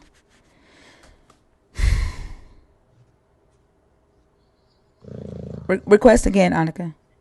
Hey, Renee. You know what? Huh? I should put pressure on. He's still Pressure a believer. sound like he sleep. Yeah, I'm gonna wake him up. Tell him to rep for his city. Hey, what's up, Annika? So I saw a video yesterday that was explaining Dominion theology and the Seven Mountains Mandate. And I don't remember you ever talking about this. Yeah, there's videos on my page about it. I don't talk Oh, about it on the live because it doesn't have anything to do with what we're discussing as far as deconstruction. But there's videos on my page about it. I talked about that in 2020. oh, okay. Yeah, I don't think I've ever gone back that far. yeah. What were you wanting to say about it?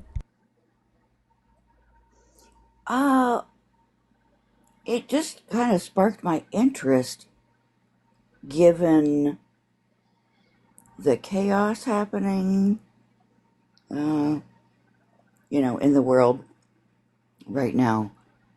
Um, and I was curious if there was any validity to it. When you say validity, like, what do you mean?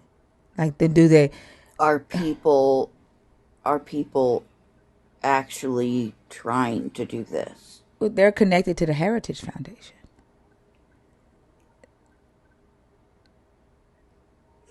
They're connected to Project So, 2025. okay. Yeah. That's what I suspected. Mm-hmm. Yeah, I was warning people about this in 2020.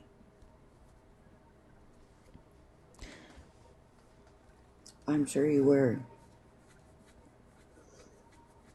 Um, uh, Everything that we see happening today is a direct result of the Seven Mountains Mandate and the Heritage Foundation. Like they were trying to do a convention of the states so that they could change the Constitution, and they couldn't get the 3/4 states to agree, and so they're basically changing the Constitution a different way right now.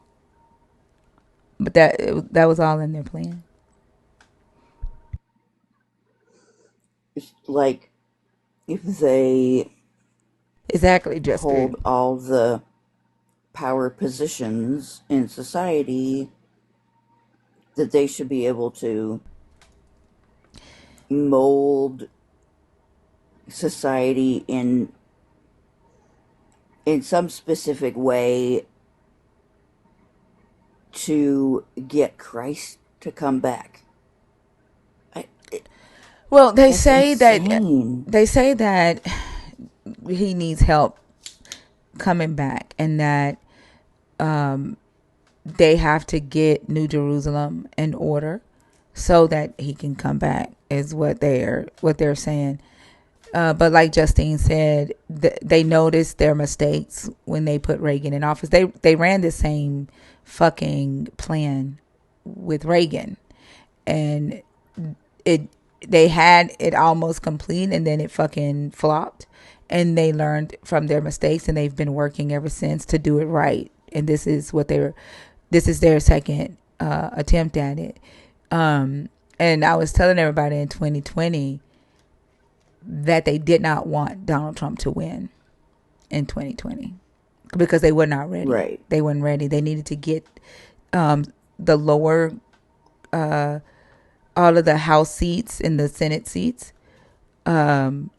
They needed to get those in place. And they had a plan where they were putting people on ballots in areas that usually runs uncontested. And that's how they were able to gain both the House and the Senate. And I kept telling, like, when you vote, you have to vote like you playing chess, because these motherfuckers are playing chess. And you can't get loyal to a specific candidate. You have to play your House and your Senate seats are the most important. And then your president, you put that who needs to be there to block whatever needs to be blocked. If that makes sense. Had they voted dumbass in office in 2020, it would have fucked up their plan, and they would have had to wait longer. Mm. Yeah.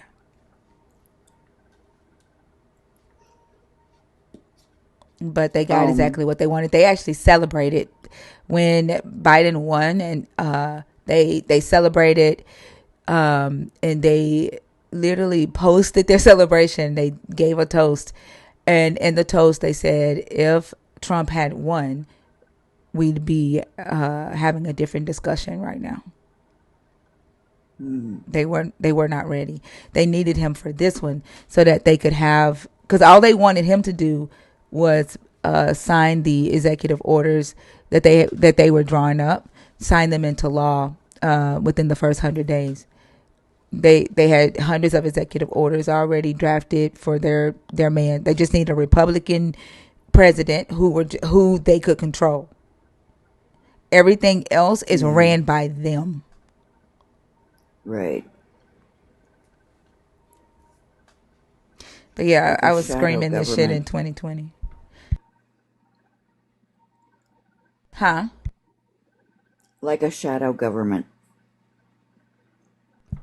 Yeah, it's always been like the president is just a figurehead. The president has always been just a figurehead. Mm-hmm. Yeah. But I don't like talking politics on my live, though. Not like that. Okay. I will go back for five years and check out those videos. I'll try to find him and I put him in the appreciate you. Discord for you if you want. It looked like we might be That'd be shutting down great. early anyway. Huh? That'd be great. Thanks. Yeah, I'll find him for you. I know what the fuck I had on when I was doing it. I can see them in my head right now. Like, so I can find them for you faster. Okay.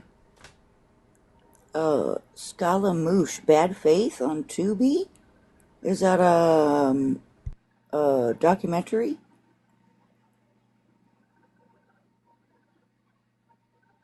I'd love to watch that too. Whenever I find a fear that I'm experiencing, if I learn about not just what makes me afraid, but if I learn about the subject, then the knowledge neutralizes the fear. Yeah. That's what we were talking about in the Sub Only Live about why it's important to validate or invalidate these claims of sin is responsible for destruction. If a storm came, it's divine punishment from a God. You know, the people were immoral. If, you know, a government goes into another land and annihilates all the people, it's because those people were savages. They were immoral. These are theological claims, but it's meant to make you fear this power source.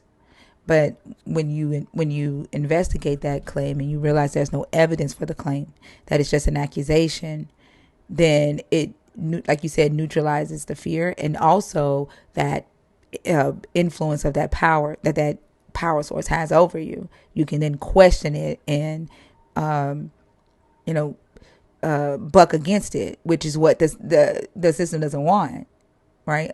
The government doesn't Oh, yeah. want its people questioning their decisions. King James, when he made his address to Parliament and was saying that this God delegated his sovereignty to him as the king, and he is God on earth. And he's like, just like you don't question God, you don't question my decisions. Right. And that's the way the government runs. What do they call that? Divine. Delegated authority, divine right of the king, Yeah, and that's divine it. right of the king. Yeah. Yeah. Yeah. Yeah, I hate it.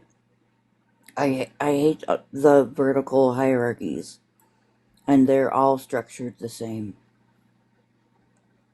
Structured for corruption. That's why when believers say he's sovereign, you can't question what he do. I don't question it because he's sovereign. And I ask, well, how does he act out his sovereignty? If your God is sovereign, how is he enforcing laws? How is he creating laws or building systems? If he's sovereign, Yeah. he has to delegate that sovereignty. They don't even realize that their God has no dominion on this earth at all. When in the story, when the God says to the humans, "Go forth, be fruitful and multiply, have dominion and subdue the earth," the God is giving the dominion to the human on earth because the God can't do. There is no, like, the God can't do anything outside of a human on earth. God doesn't have any Can't even sovereignty. speak. Yeah.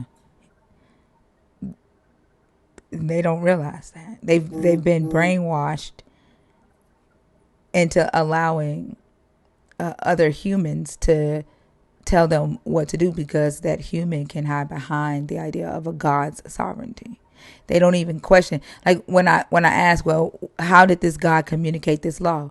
They will say through the prophets, while not even thinking that's a human just like me. Mm-hmm. They don't. They've been shown one view and assume that that's the only one. Yep. Yep. Well, y'all better request up here or she's going to close down early. Thinker, I appreciate you so much. You're very welcome, Um, Annika. I can't even express in the accurate words how much having this community has done for me.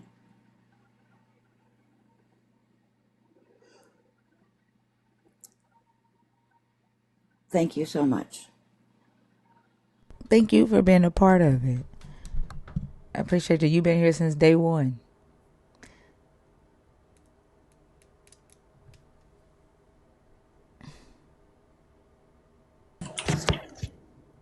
Blake. Hello. Hi, how are you? I'm good. How are you? I'm doing good. How old are you? The Mark. I'm sorry, how old are you? You hear that? How old are you?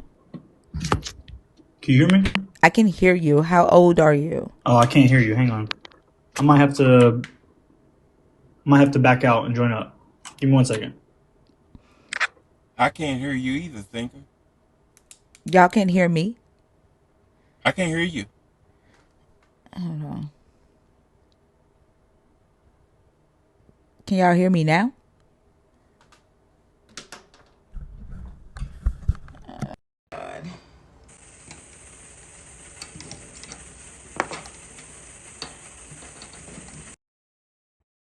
Yes. We No. can't hear you. Hello? Yeah, I still can't hear you. Oh, it's not you. Okay.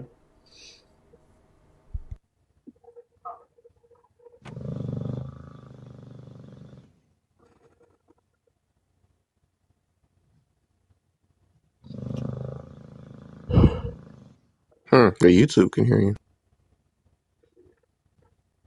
The YouTube can hear.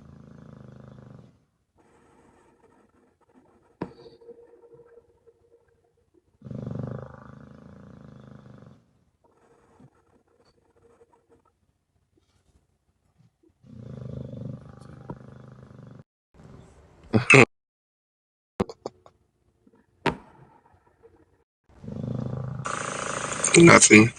Can't hear you. Yeah, we can't hear nothing. All I hear is ice scraping the Titanic. It's crazy. You talking about my son? Can you hear me now? Now we Yep. hear you. Okay. I don't know. TikTok has been glitching all damn day. I know YouTube could still hear, so that was a TikTok glitch. How old are you, Blake? I'm 22. Are you a believer in the God of the Bible, deconstructing, or an atheist? I would say I'm a follower of Christ. Okay. Which of the topics did you I want try to and be like discuss? Christ. I would say, would you still? Because I'm somebody who is open minded, right? So you say, would you still worship the God of the Bible if he was a deceiver? So So the you're saying hold like, on. The main topic is the God of the Bible is the God of deception, and then this is a question that goes along with that topic. okay. Okay, so I don't know anything about this. So I was hearing you talk about Well, that the includes government, Jesus. right? That includes Christ? Yeah, he's the God of the Okay. Bible, isn't he? I guess so, yeah. Yeah, that includes Jesus. But I also don't agree with the entirety of the Bible. Okay. I think there are some parts that were implanted there by people who do want to control us. I 100% agree with you on that, that religion is used in a very perverted way. And I think we have to search very hard to find the one true God. What is your methodology for deciding what was added there by the government and what is actually by the God? Are you asking me how do I know what's right and what's right and what's been planted? What's your methodology for deciding what the government put there and what is actually from Jesus? Well, I guess nobody really knows, do they? I guess it's something that something as a common folk like me would have no power or delegation to know what would be the difference, right? Because it wouldn't be very well known to the public, I guess. Well, then how are you Um, making that assertion? You're like that it's been changed. you're saying that um, you believe that there are parts of the Bible that were added there by the Hmm. government for the purposes of control, and then you believe that some of it is real, like some of it is from Jesus. And I'm asking, how are you deciding what is there by the government and what parts are Jesus? Like, what's your methodology for deciding that is what I'm asking. I try and follow what Jesus says. So, like words from Jesus and his teachings, I try and follow that. I don't focus so much on the other disciples and what they say and other books written by other people. I try and focus on the words of Jesus. Okay. And so it still could be that the words from Jesus was put there to use to control. Like, first off, Jesus, this character Jesus and this Bible was a supremacist. He operated under supremacy ideology and supremacy culture. We see supremacy ideology and supremacy culture in society today. Mm-hmm. And our government, though, especially those on the far right, operate within supremacist ideologies and supremacy culture while being followers of Jesus. Do you agree with them? No, I don't agree with many politicians of this world. No. What about the supremacy ideology? Supremacy? I believe we're all equal. Jesus did it. Well, Jesus was perfect, wasn't he? No, he believed the Israelites were more superior than Gentiles. Jesus operated under supremacy ideology. Well, when I say like we're all okay in the kingdom of God, there has to be a hierarchy, doesn't there? No, why? The same way there's a hierarchy on this world. No, why does it? Why does it have to be a hierarchy of who's more special than? Can you create? I'm sorry. Can I ask that? Can I? Let me finish asking my question. And we're talking about hierarchy amongst humans. Mm-hmm. I'm not talking about your God. Your God believed that the Israelites, which were humans, were more important than Gentiles, which were also humans. Okay. And your God, when you ask the question, can you create the moon? No, I can't create a moon. But can your God come down here and drive a car? Can your God come down here and give a speech or a sermon? Can your God come down here and enforce one of his laws? No, he can't. Him creating the moon is the most useless thing ever. That moon is already in the sky. And he ain't going to take it away, even if he did create it. And neither is a human. Are you human hold on. Humans have more power on this earth than your God. Are you vouching that God has like just completely forgotten about us? I don't think your God exists, but it doesn't matter to me if he does. He has no power and no authority. Humans have the authority here on this earth, and humans use your God as an authoritative figure because there's fear. They use the God to fearmonger and gain acceptance or obedience from other humans. But it's humans executing power on this earth, not your God. Okay. I'm listening. I'm not, like I said, I'm open. People are saying, "Oh, he's not open-minded." I don't understand why they're saying that. I'm always willing to listen. So, can I ask what you believe in? What is a better option? Why does that matter? Well, because if I'm deceived, did I say you were deceived?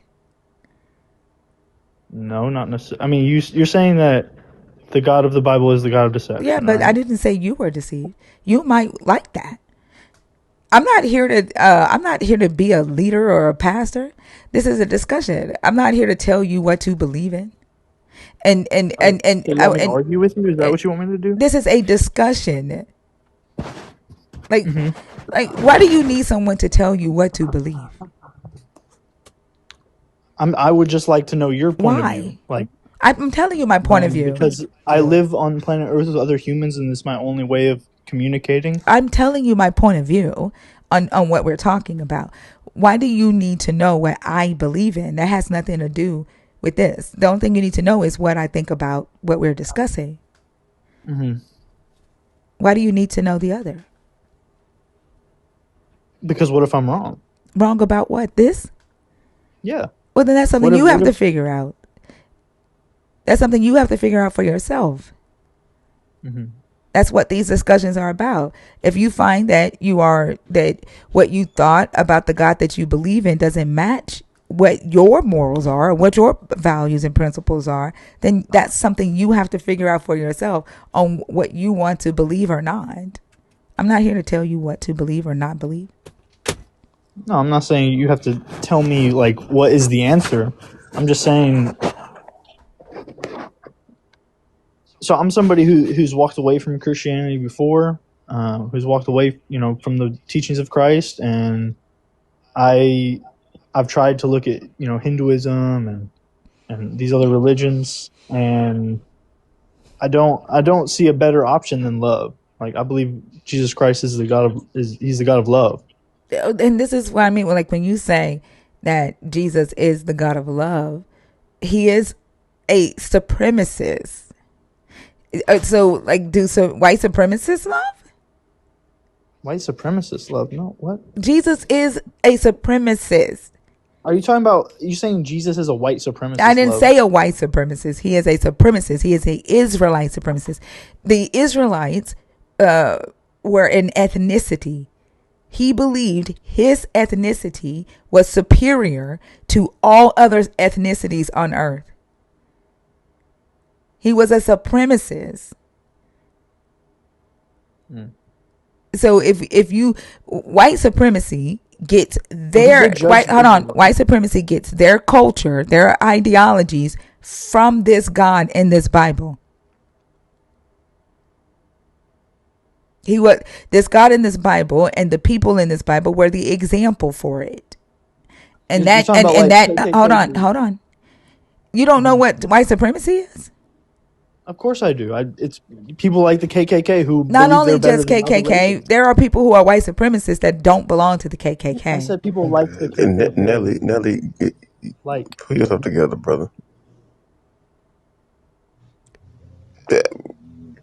You know what I'm saying? Does Nelly know he on camera? That's visible. That's what I'm saying. You gotta Nelly, cover your you shit on up camera. Cause, what is he doing? I was shutting down my system. Oh. And then I pulled my phone off, so apologize. My fault. Oh, okay. It's like, what is Nelly doing? No, like white supremacy, just white supremacy.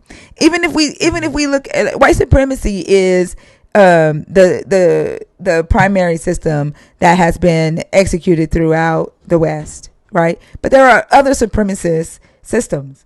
There's male supremacy. There are other smaller cults that are emerging with black supremacy, right? We see the supremacy of the far right in Israel that is attempting to spread supremacy of Jewish people in Israel, not necessarily Jewish people, but Israelis, right? And so supremacy culture, supremacy ideology comes from this Bible. And Jesus subscribed to the supremacy of the Israelites. And you're calling that love. There's a part in the there's parts in the Bible where he judges the Israelites, where he judges the Jews. So he still believed that they were superior to all ethnicities on earth. He called them Pharisees, and he called the ones who did not think that he was a Messiah, who did not think that he was the Son of God. He called them children of the devil. The people who didn't believe in him, he called them vipers and swine. But Jesus believed that the Israelites were superior to all other humans on earth. Jesus did not like Gentiles. So when Jesus said unto his disciples to go and spread the gospel among many nations, when did he do that? Did he do that while he was alive or after he died?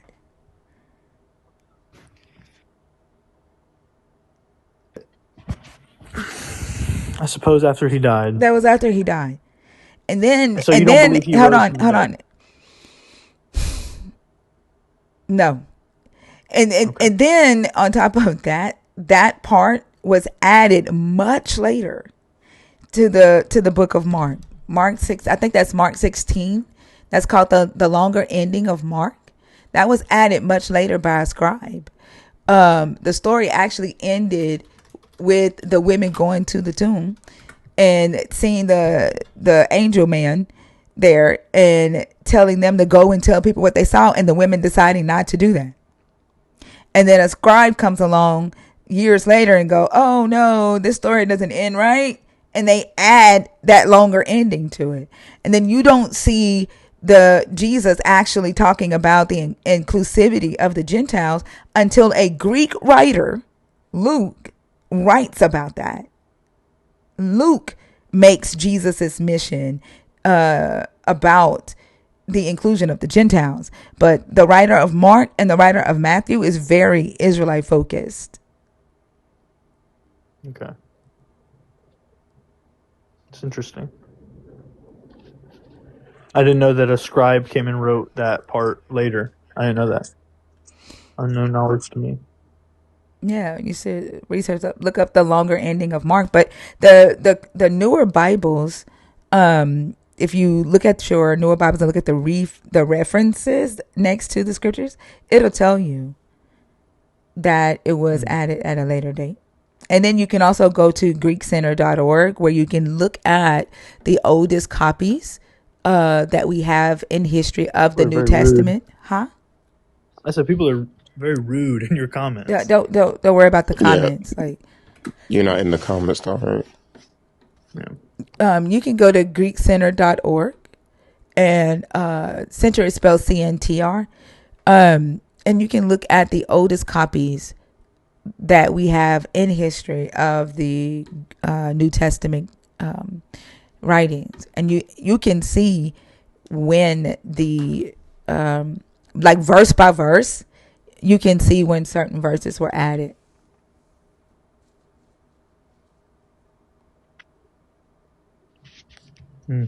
Interesting. But yeah, like there's no reason for me to assert that, you know, Jesus is love. Jesus didn't say anything novel in this text anyway. Like there's nothing that I learned from Jesus on how to be on how to treat people. If anything, I think when I was a Christian, Jesus taught me to get abused. He taught me to allow people to abuse me. Don't speak up and be a victim. And that's how you get the kingdom of heaven. That's what Jesus taught me.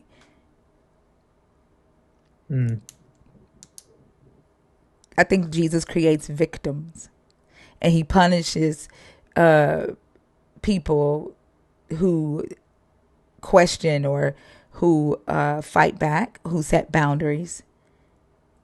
Right? Those people get demonized. They are the Satans. Well, I know what evil looks like. I was raised in a very rough household where people were abused regularly.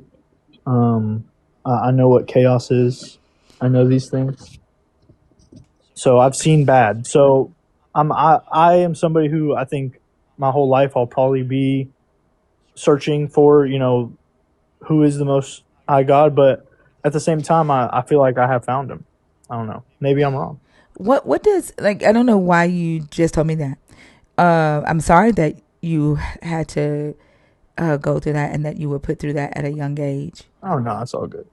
But is it though? Because you're searching for a God who watched you go through that at a young age. That God didn't step in and take you out of that. That God saw you. That if you believe that this God created you, that God put you in that situation. That God gave you parents that would abuse you, and let you go through that. Why are you looking for him? So did you suggest that I should just become a nihilist and hate everything? Who said anything about being a nihilist, and who said nihilists hate everything? Well, nihilism is like believing that nothing matters, right? Like we're all none of this matters. No, it means that there is no meaning. It means that there is not a That's intent. what I said. No, nothing matters, and there not being an intended meaning are two different things. And there are different forms of nihilism. Nihilism isn't necessarily always bad. And just because you don't believe in a God doesn't mean you become nihilist. I never said that there was no meaning to life. I don't think a God assigns meaning. Okay. But the fact that you are looking for the same God that you believe put you in that situation and watched you go through that Oh no, situation, you are. no, I'm not. Trust me. Oh, so it was a different God that put you in that situation? No, listen. So like, I have visions of like, and this sounds so crazy. People are gonna call me crazy, and you're gonna be like, "Oh, you're just a crazy person." That's okay. I have visions of like, I don't know if it's a previous life, but I have visions of like a house. It's a manor basically, with a bunch of brothers, a bunch of sisters, a mother and a father.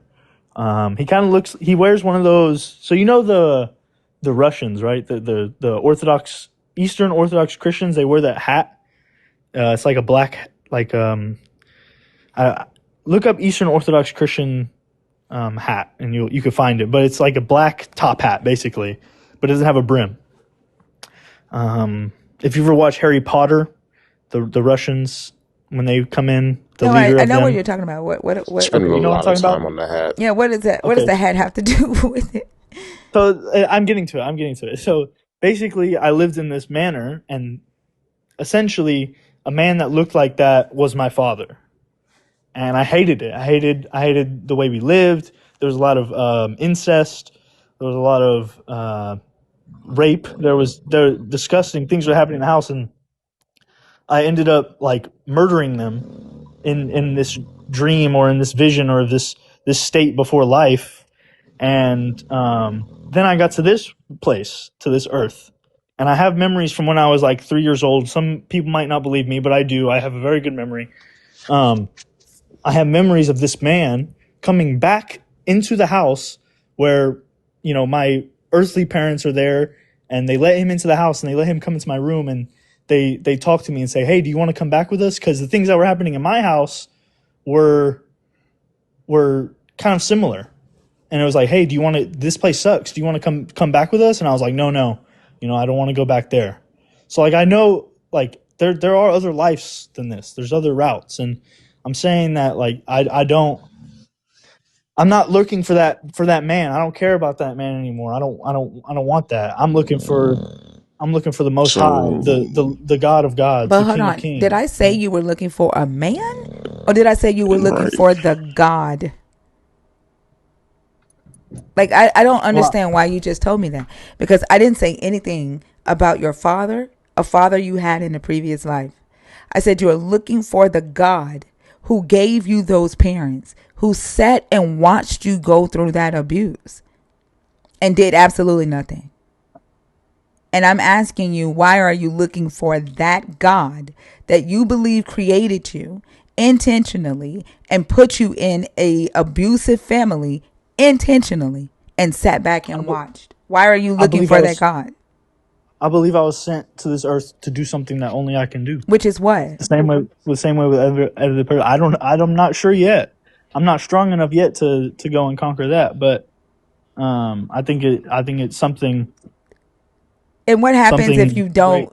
What happens if you never figure out what that is?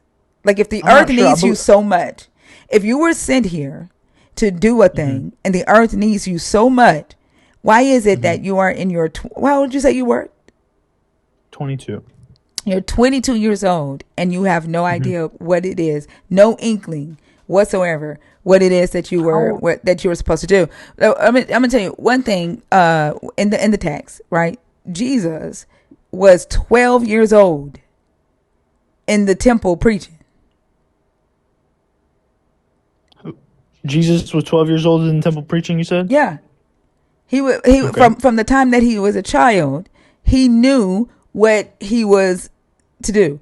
You're 22 and you have no inkling whatsoever. Even when I was young, I knew that I was going to be a speaker. I just knew because I knew my characteristics, right? I knew the things that I cared about, right? I always knew that I was going to have some position where I was going to be speaking. And no matter what I'm doing in my life, like I've done a lot of things in life, no matter where I pivot, I end up speaking because that's just Hmm. who I am. And I've known that since I was a child.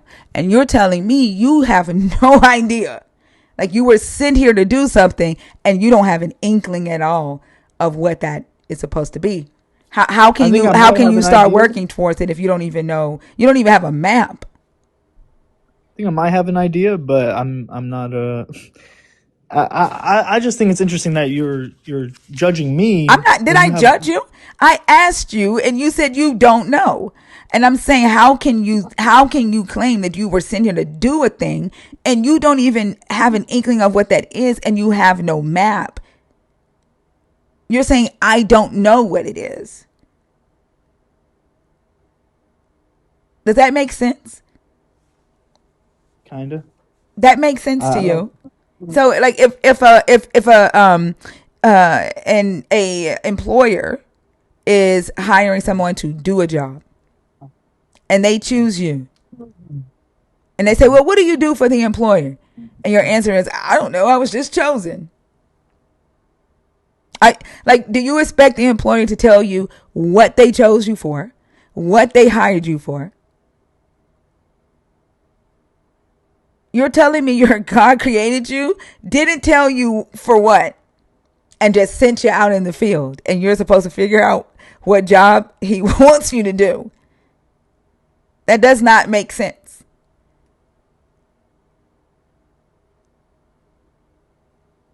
Okay. So listen, what I'm saying is, you figure out what your meaning is to life, and you probably do know what you like.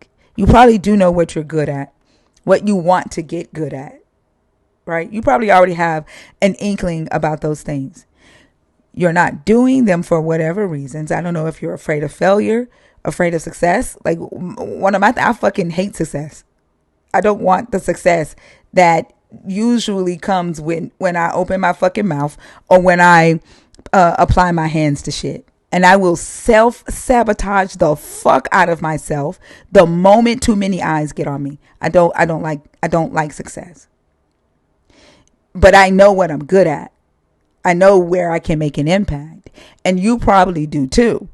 But you're not doing it because you're waiting on a God to say, Blake, this is what I created you for. You're waiting on that. But if he tells me, it'll probably be too scary for me because I think it's something that I don't even think I'm capable of, which is the crazy part. This is gonna sound so crazy. I think I was put on this planet to like bring justice to people. I think. In what way? So now you know. In what way? Bring justice to people. I feel like I'm being persecuted regardless. Persecuted from questions? Just like basically not attacked, but like you're gonna get mocked regardless. No, I think he's thinking about when I said you probably already know what you're good at, and so he's probably thinking about what I said. But what do you mean? Bring people to justice? Like in what way? Like what are you saying? I don't know. Like I think I'm very close. I'm related to people who are evil in a sense, and I think I need to do something about it. That might be a desire that you have, but why do you think that that's what you're chosen to do? And then when you say bring them to justice, are you talking about going to the police? No, that's not what I'm saying. You think your God created you to kill people? I don't know. That's a desire that you have. Have you ever thought about therapy? Like you probably have a lot of anger and a lot of hurt because people have hurt you. No, I don't. I'm not angry at people. I'm actually a very, like, you can ask all my friends. You think that you're chosen. I'm very nice. You think you're actually, here. But I didn't say you weren't nice. Mm-hmm. But you think that you're here to bring to take people off the earth who have hurt you. Not just me. Or other people. Well, wouldn't you want, if there was a mass murderer, wouldn't you want somebody to do something about it? There are legal systems for that, right? Unless that person is in front of you or somebody that you love and they're trying to kill you right then and there, and you have to kill them and take them out, that's self-defense. but there are legal systems for that. And if you say my job is to bring justice to those that abuse people, then I don't know, being a police officer, going to law school, being an investigator, getting into the place where you can do that, right, without making yourself the judge and the executor. Judge, jury, and Yeah, being executor. Batman's not a thing in real life. Yeah. But if you feel like I get like you have this when you've been abused, right? A lot of times people will pack in that trauma and they think that they're healed. They think that they've forgiven because you've been told that you have to forgive because you have to love in order to be nice. And if you're holding on to that hurt or that abuse, then that makes you a bad person and you're bitter. And that's not true. You have every fucking right to be mad at those people who fucking hurt you as a child and who hurt other people. And then when you see other children or adults who were hurt as a child, you have every fucking right to be mad. This is exactly why I cuss motherfuckers out in here that come up here and justify that shit. You have every fucking right to daydream about what the fuck you're daydreaming about. But you don't have the right to take that shit into your own hands. And then if you do that, you're letting them win, because the justice system isn't going to be on your side. The justice system isn't going to say, oh, he was abused as a child, so he has every right. They're not. So the best way to fight that, like if you feel like that you want to turn your pain into purpose, the best way for you to fight that is to go to college, become a lawyer, and be the lawyer for those that are abused, that don't have people speaking up for them. And be a damn good lawyer that can help, that can put their abusers in prison. Work your way up to being a judge, to where you can be the type of judge that people can count on and depend on. Get these fuckwads that are handing down 6-month sentences to people who rape people, these pedophiles. Get them motherfuckers off the bench. Like if you feel like that's what you were sent here for, you're young enough to draw the map and start following that motherfucker and be that you don't need a god, you don't need Superman, you don't need some divine voice to say, Blake, it is time for you to give justice. You don't need that. You have more power and more authority as a human being than any deity on this planet. Yeah, I believe human beings have have power inside of them. But I don't know. I really do believe I'm somebody who, like, I'm also probably a schizophrenic. So and people are gonna say, oh, he's an edgelord, or he's lying and this and that. I everything I've said right now, I'm honest to God, on hand on the Bible, whatever you want to do. I swear on everything I love. All of this is facts. This is me. So, like, I genuinely, I have voices in my head. So when you say I don't need this voice to tell me things, well, I already have them. So it doesn't really matter. I feel like I do hear God. I feel like I do hear, I can hear my siblings. I can hear my father. I can hear my earthly father and my earthly mother in my head sometimes. So I have these voices, but, I don't know. You make a good point, though, to actually just do it. And, that's a good point. I didn't say just do Do it. you smoke cigarettes? I did. Hold on. I did You not. said what? Hold on. I did not say just do it. I didn't tell you that. I said go to college. Oh no, I mean, yeah. No, I don't. I don't mean that. Oh, No, no, no, okay. no. Yeah. So Thinker told me to go out here and kill. No, I did not. No. I'm not saying that. Nobody's told me to go and do that. I don't think I'm somebody who's capable of that, because I am such a it's crazy that I would ever want to try and forgive somebody like that. But it is it's hard for me. Like, it's something I feel like I still can't do. That's there's one person in my life I really cannot forgive right now. And it has to do with the abuse and everything. So, and you don't have to forgive them. Like that forgiveness. But I don't agree with that either. You don't have to forgive them. Forgive them for what? Healing, right? Allowing yourself to heal is one thing. And if you need to forgive in order for you to heal, that's another thing.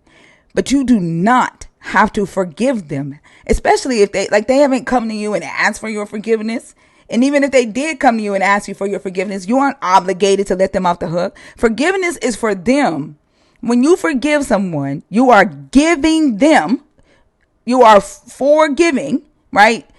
Them the release of guilt, the release of like you're helping them heal their conscience. It's not for like it's all for them. You're forgiving their debt. But you can heal without giving them that relief. And when you get to decide when you do that. You would not want nobody to forgive you if you abuse their kids. No, I wouldn't. I wouldn't. I would accept. I don't know what I would do. I would never do that. But I'm saying, like, I would want somebody to forgive me in any situation. I feel like no, you wouldn't. If I had, you just said you wouldn't want. Not if you abuse their kid. If you killed somebody, if you killed someone's family member, are you telling me that you would just want them to just be like, "Oh, I forgive you, Blake"? No, exactly. I wouldn't expect that. Exactly. Exactly. So you saying that you like it's not a bad thing that you have to forgive this person, but the thing that might be harming you and causing you to feel as if like you're hearing these voices in your head, or like you're hanging on to hearing your father, your sister, your brother, and things, is because you feel guilty for not forgiving this person. You haven't allowed yourself to heal through what you've gone through, because you want to kill motherfuckers. No, that's exactly right. I don't feel obligated to forgive this person. It's on my time. This is something I get to do. This is my decision. And I think for my sake, I have to. I think I have, because if I kill somebody, then what is that going to do for me? That's not going to do nothing for nobody else. What is forgiving them going to do? You haven't healed. You've got to heal. How can somebody heal from that? I don't think you can heal from that. Yes, you can. I didn't say forget. This is what I mean when I say turn your pain into power. Right? Well, that's not healing. That's using that energy. That is very much healing. No, it's not. It's healing. It's healing. I feel like it's sort of a way of like, I'm holding on to the pain and I'm going to keep it letting drive me. But that requires the pain to keep going, right? No. There are several things that I've been through in my life. And I wrote a book about, the shit that I've done and the shit that I've been through in my life. Me writing the book was a part of my healing process. One, it was me taking control of whatever shame anybody could ever make me feel about what the fuck my past was. I'm not trolling Joshua. Don't talk to the comments. Don't talk to the comments, okay? Okay. They just kind of piss me off sometimes. Sorry. Don't talk to the comments. She said what she said.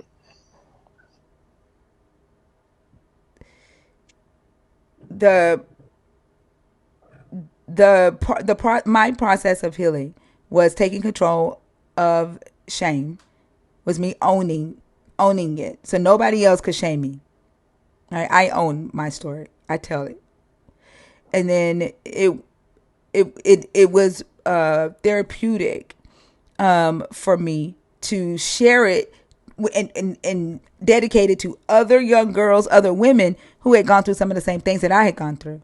And then as women were emailing me and posting on social media about how just reading the book and seeing themselves in the book, or like there was this really popular entrepreneur in my city. She owns a chain of cupcake factories. And she messaged me and she said that she had the book sitting on her coffee table, and a family member had come to visit her and was staying with her, and the family member read the book, and she emailed me to tell me just how much that helped her family member. She said you have a new fan. She said, because when I tell you the change that this has caused in this person, She said, I just had it sitting on my coffee table. Right. And that did something for me. Right. That helped me. But I don't forget what I went through. I know what I went through. And then people will hear me say all the time, I don't give advice. I relate. So when someone comes up here and they say, well, I went through this, blah, blah, blah. If it's something that I've gone through, I'll share my experience with that person.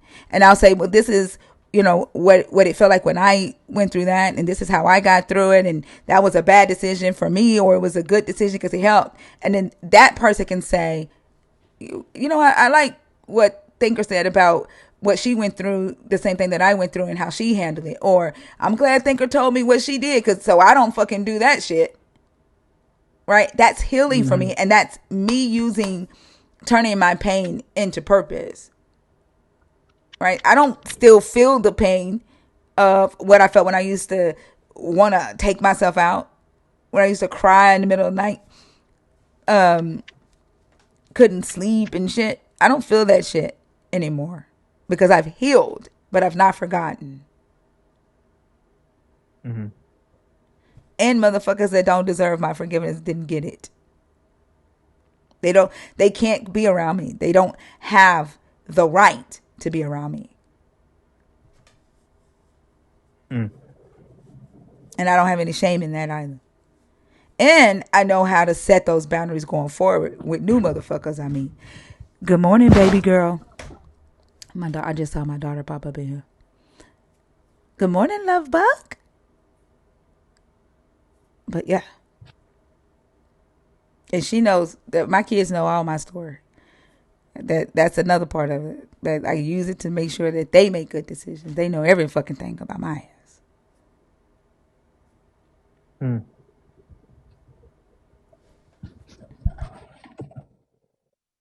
Well, I don't know.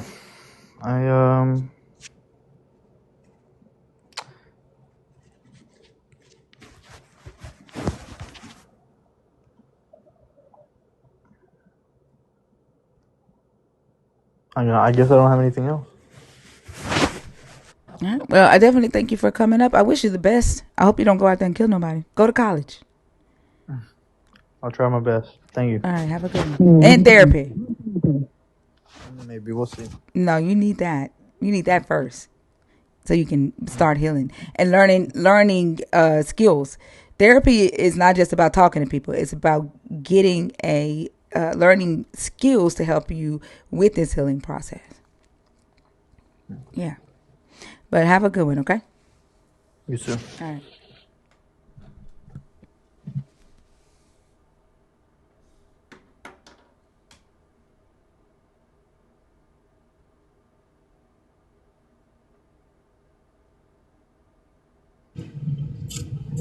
JC the God.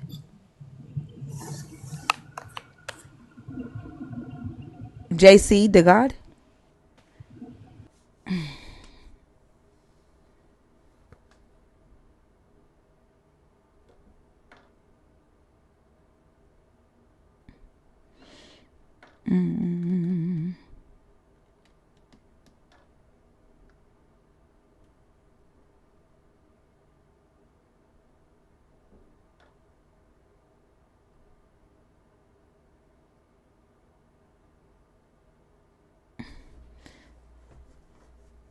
Hey Z, are you up here on purpose or on accident?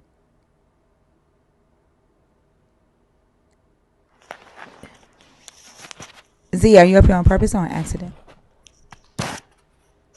Okay. I think she'd sleep. Or they sleep.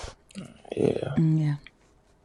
All right, y'all. The guest box is empty. If you are a believer in the God of the Bible, deconstructing, or an atheist, 21 and up. We have more people in here than we had before he came up, and more people on YouTube. So, Definitely. yeah. So the guest box should not be empty. You know what's interesting? What?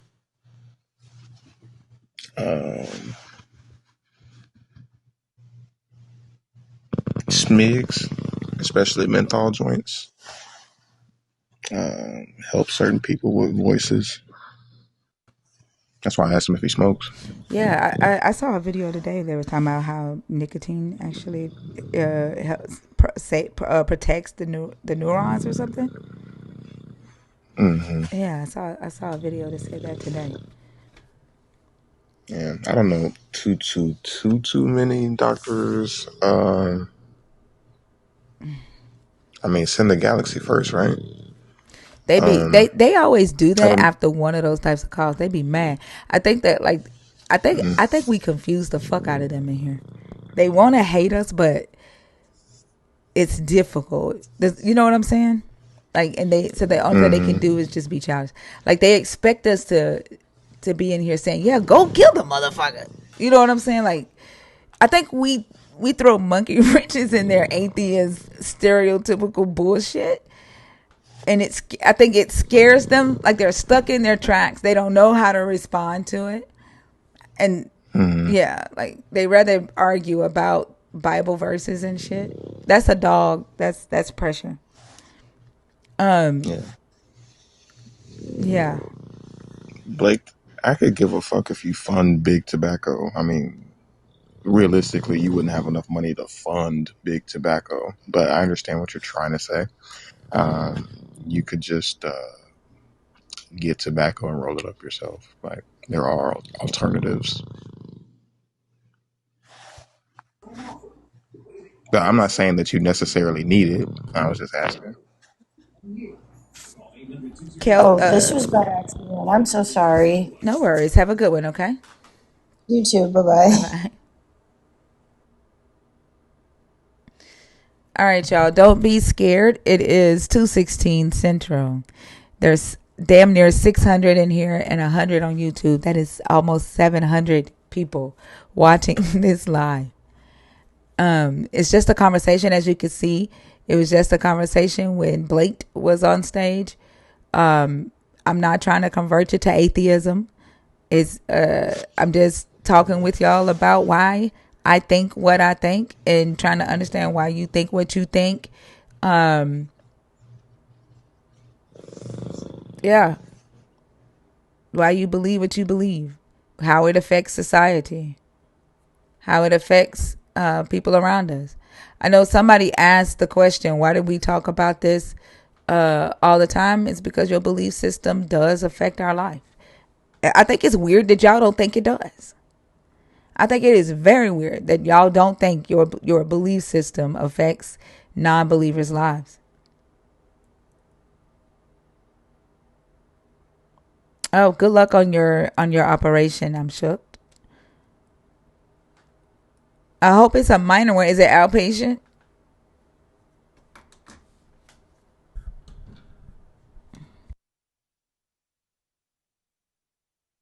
For a half a second, I thought you said, "Is it alopecia?" I can't hear you. What's up? Hold on. What did you For say? a half a second, I thought you said, "Is it alopecia?" Oh no, I say is it outpatient? If you're deconstructing, you are able to come up and talk about one of the topics. This is not just a Christian only op live. I'm not looking to speak to ops. Um, I'm looking to speak to people who are not afraid to question their beliefs, people who are questioning their beliefs, and atheists.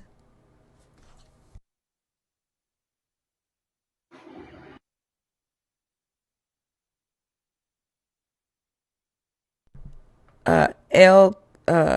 Acadian Senior, La Acadian Senior, Uh, Lacadian. Yeah, Lacadian. Hi, how are you? I'm good. How are you? I'm good. How old are you?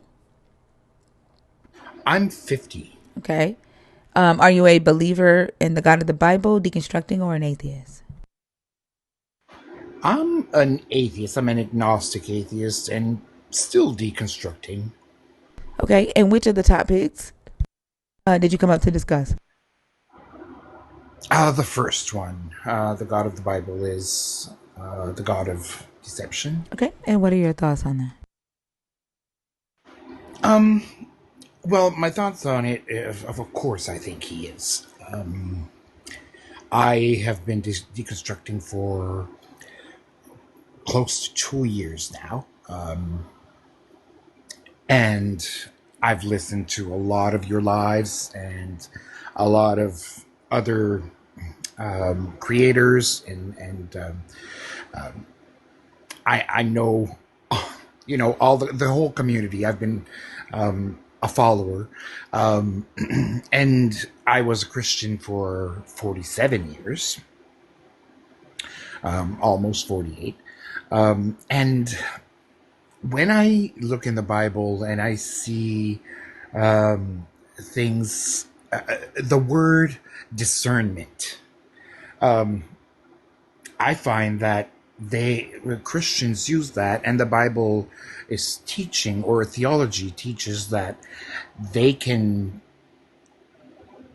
they can use that to determine what's wrong and what's right.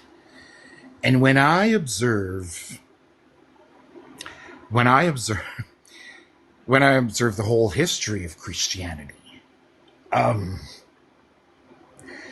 how today they're still protecting the PD files. They're still putting them in power. They're still supporting, and I'm from Canada. Christianity is a little different up here than it is in the States.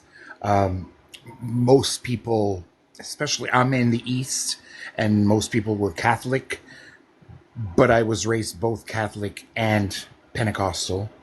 They don't practice the religion much, but they still pitch their money there. They still go buy those candles, and they still go. And I'm like, how do you know? You've learned that these organizations, Christians, you hear in the news how they're being caught, how the organizations are protecting, and you're still supporting this. And I feel like I've my deconstruction saved my life, but I'm sorry. Are you tying this to the first topic as far as the God being deceptive, or? yeah, the God is deceiving them. I, I find. I agree. Do you think that they would still worship this God even if the God did the same things as the devil did? Like, do you think, like, if we could line up a chart and show them that everything that they believe the devil does, that their God does, that they would still choose to worship the God? Um, I think that they would. I think that they're so indoctrinated in it, and lately, I don't know. I feel hopeless. I feel helpless. I've been trying. I do videos. I've been doing some lives. I try to, but people don't. It's as if they don't care. They just blindly continue. And when you say, like, open your eyes, they don't. Just Like, there's a guy in the comments right now named Super Quaint. I literally just said that believers ask the question, why do we talk about a God that we don't believe in? And I answered that and said, it's because your belief system affects our daily lives. And he came right back and still asked or made that stupid ass statement. They don't care. They'll sit in these lives and they'll listen to our conversations about deconstructing and be mad the whole time and not listen to anything that we say, the things that we advocate, right, against: the pedophilia, the misuse of funds in the church, the genocide, the deception, right, the greed, the supremacy culture, the misogyny, the patriarchy. They'll hear us talk about all these things, but they don't care about those things. All they care about is the God and their belief. I don't think they actually want this peace on earth or love that they claim they are chosen or sent here to acquire, to achieve. They don't actually want that, because if we were to achieve that, there would be no need for their God. There would be no need for them to be special. There would be no favor, right? When they say favor isn't fair, they wouldn't be special. They wouldn't have favor anymore if we actually taught people how to respect other people, not oppress other people. Yeah, they want the world to be the way that it is. So I think they would. I think they prefer the devil, but they just call it God, and we become the devil. The ones that's actually trying to achieve this peace, this respect of human life, we are the devil. We're the lost ones. Yeah. And it's frustrating, but at the same time I understand. I was there. We were there like before, so I understand where they're coming from. But my whole family on my mother's side is Pentecostal, so they are hanging on to the God more than the Catholic people that I know, because Catholic churches are closing their doors here. They're just holding on by tradition. So they still believe in like a heaven or whatever. Most of them don't really believe in hell. Like it's kind of like a build a God type of thing. But on my mom's side of the family, they're Pentecostal, and they're really. One of my cousin has a child that is physically that was born disabled, and when she saw some of my videos, she said, well, I'll still believe in God. And she took it personal. And I'm like, this wasn't meant for you. These videos that I'm making are meant for the people like me that are questioning. And, but she was like, I know that one day I'm going to see my daughter run, and I'm going to thank my God for that. And it's the deception that the God is deceiving them. And when you hang out and in church and they are surrounded by people that feed the same thing, and I feel so sad at times, and this is why I'm thankful to have found you. I was addicted to the white stuff, and I heard you also, and deconstructing is what healed me from that, from depression, and so I can't be thankful enough to have found this space. Um, I love that. yeah, Congratulations on that too. So thank you, thank you. But yeah, and I am comfortable now being who I am, but I'm not surrounded by people, and so the community is. But yeah, I see the deception, and the past couple of days, with what's happening in governments around the world. I'm like, this is a worldwide child trafficking ring that's going on, and Christians are blindly, just throwing their money at it and thanking God for these leaders. And I'm like, what? What's Of course God is deceiving them, or the God.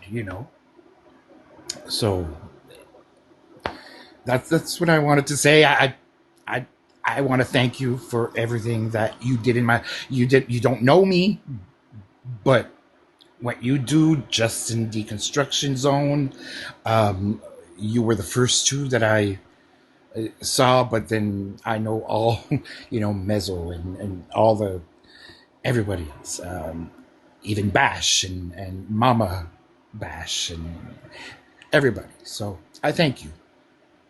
you are so welcome, and I thank you for coming up and sharing your story. I hope that even adds healing to you and some strength and encouragement in a powerful way to you as well as you go on your deconstruction journey.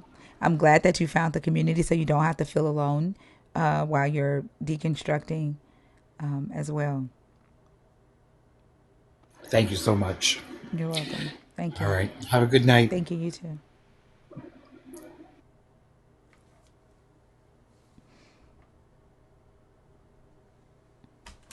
Apparently, I cashed somebody out.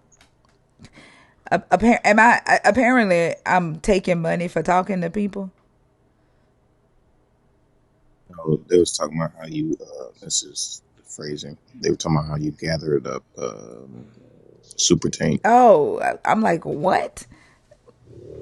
The what? Yeah, The I, yeah, no super quaint. Whatever the fucker's name was. super who? Super quaint. Oh, he's gone. He's not in here no more. I mean, he ain't said shit since you told him about him. So, Oh, I thought she was talking about Blake. I thought she was saying Blake mm-mm. is gone after I cashed him out. I'm like, damn, am I taking money for people for talking to them? Oh, you said that them meant called out. Oh, they meant called out, not cashed out. Okay, all right, my bad. I apologize. Um, mind of. Hello, Hi. How old are you? I'm 26. Are you a believer, deconstructing, or an atheist?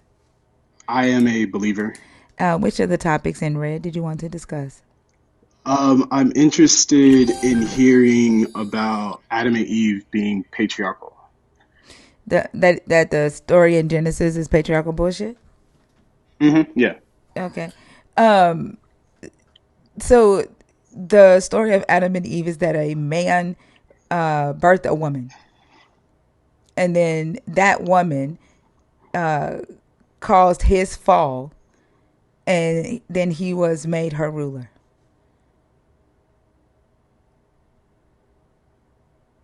Are you saying that the rib that was taken from Adam to make Eve in the biblical context is the birth is that the birth that you're talking about? Did she come from his body? I'm just trying to make sure. What other That's birth it. would I be talking about? Like what? I didn't, I've never heard it explained as birth. That's what I'm saying. So that's I why mean, I'm did she asking the come from question. his body? Did he bring Yes, her but I've forth? never, That's what birthing is, right? To bring okay, something forth. okay. Yes, I'll agree. I'll agree. Like I just never heard it explained that way. That's all I'm saying. I'm That not he had a disagreeing on it. C-section, right? I mean, I guess in modern days terms and sections, I guess Yeah, that would be Adam after his surgery and meeting his. if that was modern day, yeah. Yeah, I mean, what do you mean modern day? Was he put to sleep and then his Hmm. flesh opened? You said what? Was he put to sleep and his flesh opened for him to take out a rib to make her? Yes. Okay. So same thing a woman goes through when she gives birth through a C-section, right? Like Yes. she's put on a table, a tarp is put over the area, right, for them to cut the stomach open to take out the human, right? That's what the God did. So the Eve was taken from Adam's flesh, Okay. right, and made into a human. Adam birthed Eve, like she's basically his baby wife. She's his baby wife and his baby mama. Okay, but like, how is it patriarchal though? I mean, the whole idea that a man had to be made first and that a woman had to come from the body of a man, right? That is male domination. That is symbolic of male domination, right? And then it's her fault, right, that they lost paradise, and so he had to be put over her. She can't rule. She Now, hold on. okay, okay. She can't rule, right? So the God makes him her ruler. Male domination is, I mean, the patriarchy is a structure or a system that is dominated by men with for the benefit of men. Yeah, I get that. Yeah, that's 100%. I get exactly that. what happened here. Like Right. you do I know in did. the story she was originally the Azair, right? I get that. Yes, okay, I get that, but I even disagree with it being her fault. I don't even It doesn't believe matter that if the. it doesn't matter. That isn't even important. The fact that I think it. hold I on, think hold it on, is it's though. not because she was demoted in the story. In the story, she is demoted from the Azair to his subordinate. It doesn't matter whether you disagree with that or not. The story says she was demoted. Okay, I understand what the story says, but the reason why I disagree with it is because the interpretations of several other people is different. It doesn't The, matter. so it It does. So the doesn't reason because why, I'm going by what okay, the story says. okay, so I get that you're going by what the story says, right? Even with the story saying that Eve bit the apple, right? It was Adam's responsibility to tell her that she shouldn't have done it anyways, right? Okay, hold on, right? So when we look at that and then they get kicked out or whatever, right? We have to look at the consequence of what the punishment was between the two, right? I understand that within the biblical context, if the punishment is women giving birth or periods and whatnot, right? Like that's bad. I understand that, like that to be bad. But at the same time, I think that it is also a bad thing that the man has to till, like the man has to work. When at the beginning, neither of us had to. You don't Like know this that's his story. punishment. What do you mean? He was I don't know the created to story. till. He was created to till the ground in the garden. Yes, he did have to work.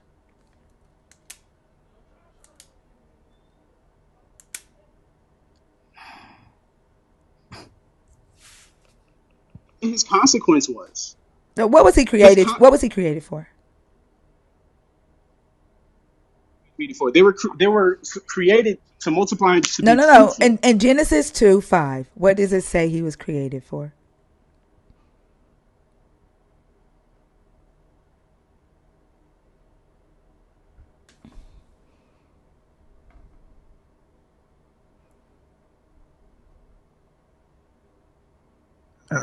Thinker, can I ask you a quick question? Mm-hmm. If I said uh, free Palestine till it's backwards, what do you think that means? Till it's backwards? I don't know what the till it's backwards mean. What does that mean? You You never heard when like uh-uh. when people get locked up and they'll be like, free my nigga Tony till it's backwards, No. till Tony free? What does till it's You never backwards? heard that? No. What does till it's backwards mean? Till you just reverse the thing. So if it's free Palestine and it's freedom till Palestine's free. You Oh, never heard that? I just say free Palestine. I still don't get the backwards part, even if Ash you get it. explain it. Who gets it? Okay, well, a lot of other people get it. I don't I understand why don't we get, acting like I'm out here. I've never heard it. I don't get it, but you also know that I'm like, I have to ask 1,001 questions. I'm neurodivergent. I don't get it. I don't get the backwards part. Because like if it's free Palestine until Till backwards. Palestine's free. Yeah, but what's the backwards part? Right. Free Palestine. Backwards is Palestine free. Oh, the sentence. Uh huh. Oh, okay. Now I get it. Okay, that Uh way it makes huh. sense. Right. Okay. Right. Yeah. Some people are trying to imply that that means that we should be that's advocating for Palestine causing a reverse genocide on people, which makes What? entirely no sense. Justine is acting like I don't know what the fuck I'm talking about. That's crazy. That's not what.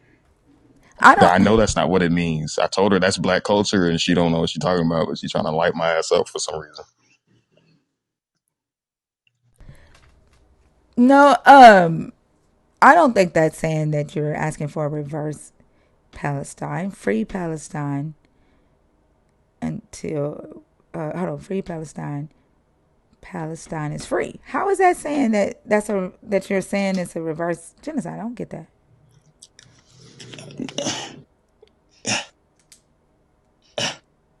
I don't know, but yeah, I don't want this to be about. I have no idea that I don't think that's genocide. I don't think that's saying genocide. Like we say free Palestine in here all the time.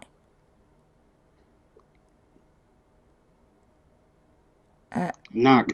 It's not. It's not reverse genocide. It's because I'm sorry, Palestine that has been. conversation is not no. Okay, It's my not fault. My no. fault. My fault. My fault. My fault. But I used the wrong word. My fault. I didn't. You get Palestine is free, Justine. I don't see what you're saying. I don't get it. You get free Palestine and then you get free Palestine and then Palestine is free. Keep watching then. Keep watching what? Huh? I don't see how it means genocide the other side. I don't see that, but y'all also, like, y'all know I don't like this. Um I do not like the politics and the live. I don't like that. I'm a advocate for the freedom of Palestine every damn day till I die. Um like it's free Palestine in here all the way. That's where I stand. Free Palestine all day. Um mine go did you get it? Nah, I see what you're talking about. I used the wrong word. It wasn't like it's not him. The consequence is not him tilling the ground. The consequence is to eat. He has to eat from the ground. I had that wrong. He has to eat from the ground anyway. He's eating trees. He's eating from the ground anyway. But he actually eats bread when outside of the garden. He tells him that he will eat bread. He will work by the sweat of his brow, and he will eat bread. And that's talking about the time period where the millstone was invented. And that's talking about agriculture, the evolution of agriculture. So his punishment is that he has to um cultivate outside to eat and grind wheat into bread. Which, like, if your God knew bread was a thing and he didn't give them bread in that garden, that's another fucking question. But his punishment was doing the same shit he did inside the garden. Your God just said, oh, it's gonna be I'm gonna make it harder because there's gonna be thorns and thistles. That's it. Okay. What was Eve's punishment?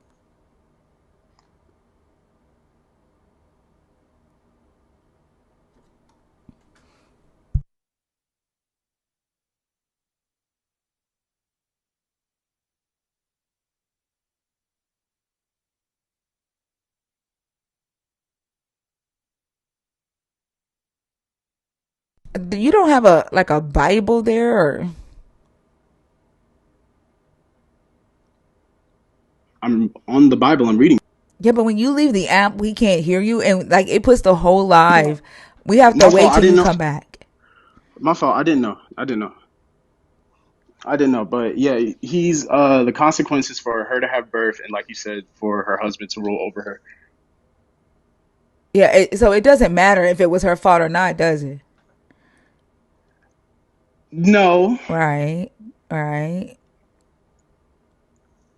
Do you believe women or a human being started from the rib of a man? Hmm. Do you believe human beings, the human race, started from the rib of a man? Mm, I don't know. There's a lot that I'm learning and thinking about and sitting with. So, your God creates man from dirt, from dust, right? He creates his Okay. head. He makes a clay doll, right? Okay. And then he takes a rib bone. I'm sorry. I'm not the well-versed person in the Bible. Like Are you I'm talking to the sorry. comments? Or are you talking to me? I'm talking to the Then you want me comments. to put you back in the comments so you can talk to them? No, my fault. Go ahead.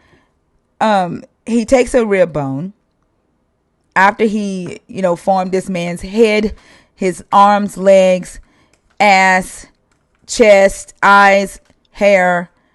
I don't think he had testes yet. All of this, feet, toes, fingers, all of that from dust. So then he takes this rib bone and he goes and makes a head, breast, arms, legs, fingers, toes, a vagina, fallopian tubes, ovaries, cervix, a womb, all of these organs that this woman has that can bring birth, that can bring life into existence from a fucking rib. Adam had inside of him the shit to make a womb, the shit to make ovaries, fallopian tubes, titties, and a vagina. He had all that inside of him. No, That's what you believe. I said I have faith. That doesn't necessarily mean I have concrete belief in everything, though. Like I'm still learning. Did humans come from Adam's rib? Okay, yeah, I did say that. My fault.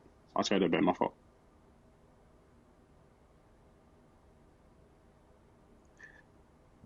What Hmm. would be the purpose of this story asserting that mankind started from a man? I don't. The purpose. I think that. Well, I don't know about the purpose of Adam and Eve, the story in general. I think that. I think that there are when we look at rule and the way that it's used. I think that it means something different than what is going on within the world today and how people use it to justify how they act. That's your answer So to me asking what would be the reason this story, the writer of this story, asserts that humanity started from a man.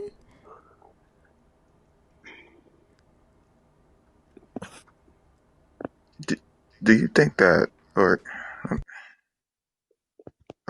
Tinker? Can I ask a question? Yeah, you don't have to ask that. I just it'll relate back. Who do you think has the more complex body out of men and women? are you asking me? Yeah. Hold on, I Renee. think If you ever women. want to come up, just request up. I know you said you were at work and listening, but if you ever want to join the stage, just request up. Go ahead, y'all. I'm sorry. I think women have the more complex bodies. Right. I don't think that it makes sense for them to have also been an afterthought. What do you mean by afterthought? Are you like just to be made after Eve? Is that what you're talking about? I mean, after Adam, my fault. Yeah, I mean, look at the method that's posited here, in that a singular bone came out, and they got a more complex body than we did. Okay. That doesn't make sense, right?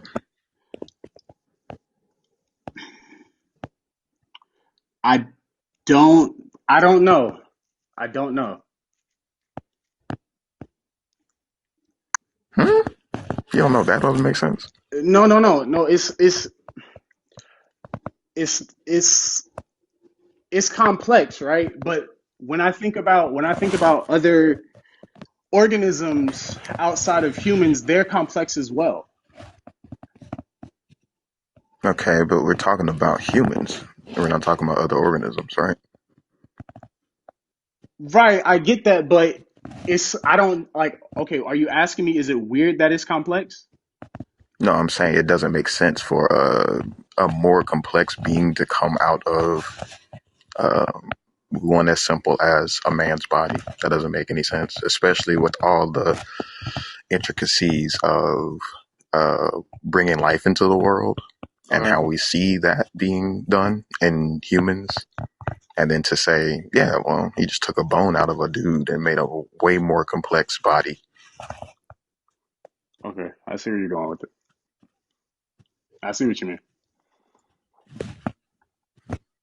So back to the question: what would be the purpose for this narrator saying that humanity started from a man and not actually female like we see in biology today? Every human being starts out female in the womb. Nobody starts off male.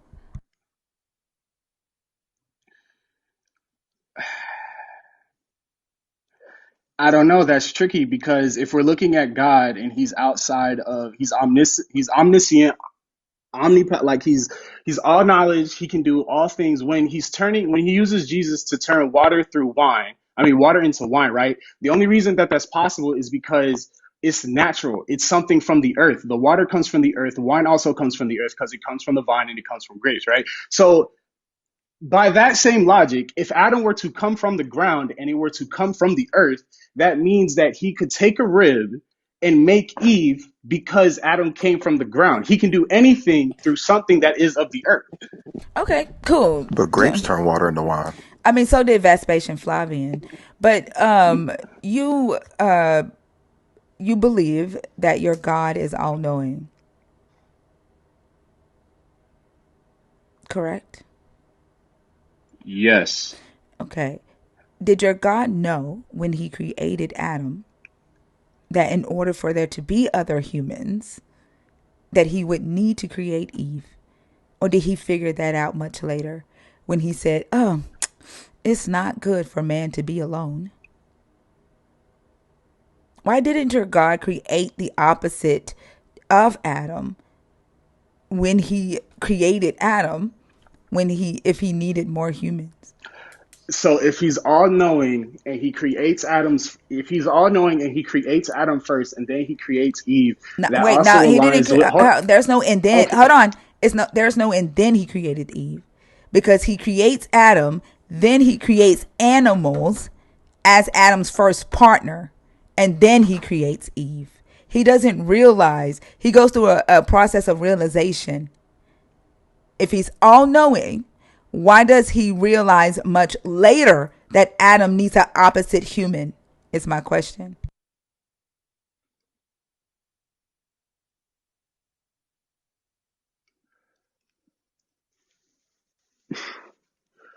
I don't think being all knowing means you have to do things in a specific order.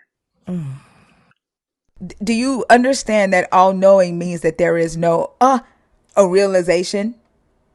Him being all Right. knowing means that Yes. he knew that he should have known that Adam would need an opposite human in order to create more humans. He came to that realization. He learned that. Don't type in caps in the comments. Thank you so much. But please don't type in, and I'm not a preacher, but please don't type in caps in the comments. Mods, if you could check the Discord, somebody did send me a message. We did mute somebody named Playtime, who has a vision impairment. They speak through some type of glasses, that types in all caps for them. And they just had eye surgery or something. They have 3% vision, and we muted them. And so I sent the message to the mod channel, and so they are on the approved list. The name is Playtime. Mind. Yes. Yeah, he went through a What process. He went through a process of learning. what part of Genesis does it say he created Adam then the animals? What verse is that? Genesis, Genesis 18, Genesis 2:18. Genesis 2:18 says, "And then the Lord God said, it is not good that the man should be alone. I will make him a helper as his partner." So out of the ground the Lord God formed every animal of the field and every bird of the air and brought them to the man to see what he would call them. The "so" there means, so what he did next for this "I will make him a partner" was create animals. Then it says, "The man gave names to all cattle and to the birds of the air and to every animal of the field. But for the man there was not found a helper as his partner." That means that they searched. It didn't work. Then it says, "So the Lord God caused a deep sleep to fall upon the man, and he slept. Then he took one of his ribs and closed up its place with flesh. And the rib that the Lord God had taken from the man, he made into a woman and brought her to the man. And then the man named her woman after naming the animals." So he brought Eve to Adam the same way he made the animals and brought the animals to Adam. after saying he shouldn't be alone.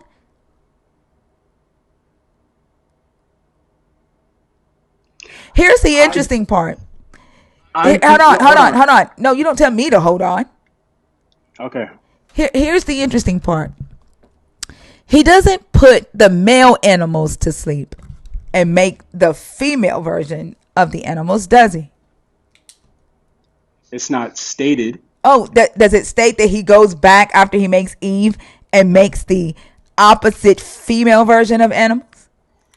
Does he make a second set It's of animals? it's not stated. So should we just assume that he made a second set of animals after he made Eve? If the animals that are created hold no actual importance outside of being a companion for Adam, then no, it doesn't need to be mentioned that he made the other gender for the I'm animals sorry. because No, they're not no, important. they are important. They are important because biologically, in order for them to multiply, it needs to be the opposite for them to multiply. Unless it is the species in society and nature that don't need a male, because there are. Okay, I'm talking. There are female species in nature that do not need a male to multiply, but there are no male species in nature that can multiply without a female. So it is important because it is biology. And when your God creates animals, he creates male and female animals. So he knew that there needed to be an opposite. Mind you, this is supposed to be a record of his creation. And so if he created female animals after creating Eve, don't you think that that would be something to mention, that he had to create another group of animals now that the female has been created or invented? Selena, are you off mute on purpose? Oh, no, no. Oh, okay. when I say it's not important, I'm not talking about the biology as a whole. I think that Adam and Eve are the main characters in this story, I'm not talking and that about the characters. I'm talking about okay, biology. We're talking about biology here. right. But you asked me if it was I important. didn't know I I think it's didn't. I did not ask you if it was important. I said, don't you think that your God would need to know, if he creates male and female animals, when he creates the animals, that it would have made sense for an all-knowing God to automatically know that in order for humans to reproduce, there would need to be an opposite? but he does that in Genesis 1:27. Oh, That's before Genesis chapter these are 2. two different creation stories. Huh? These are two different creation stories. In Genesis 1, the earth has no vegetation. I mean, in Genesis 2, the earth has all vegetation. In Genesis 1, the earth doesn't have vegetation before Adam is created. Adam is created from a just dirt and water with no vegetation. Yeah, the dude in chat is not gonna help you. I promise. Like I know. It feel like he throwing you a life raft or a life preserver, whatever the fuck you call it. It's not gonna help you. It's really not. He kept saying, read Genesis 1:27. Like literally in Genesis 1, the birds come from the water. They're created on the same day that the water is created. They come out of the water. In Genesis 2, the birds come from the fucking ground. They're created from the ground like Adam.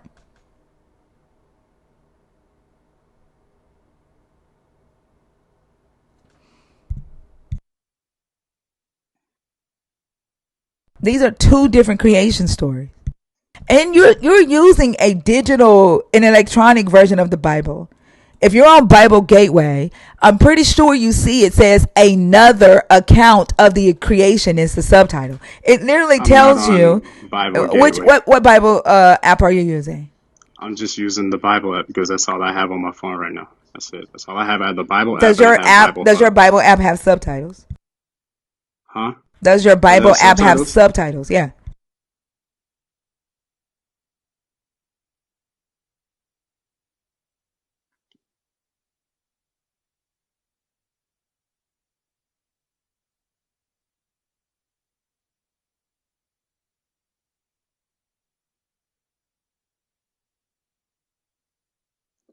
No, not on the app. It does not. Well, if you go to Bible Gateway or any online Bible that has subtitles, you will see that it says another account of the creation. These are two different creation stories. One was written by the Israelites in the north, which were polytheistic, and they saw the God or gods as divine, and that God created from word. That God did not engage with humanity. That God didn't get his hands dirty. Everything that God did was divine. He was too good to engage with mankind. The God in Genesis 2 is personal, is a personable God. He gets his hands dirty. He walks around on the earth amongst the humans. He talks to the humans. He forms humans with his hands. These are two different stories. Okay.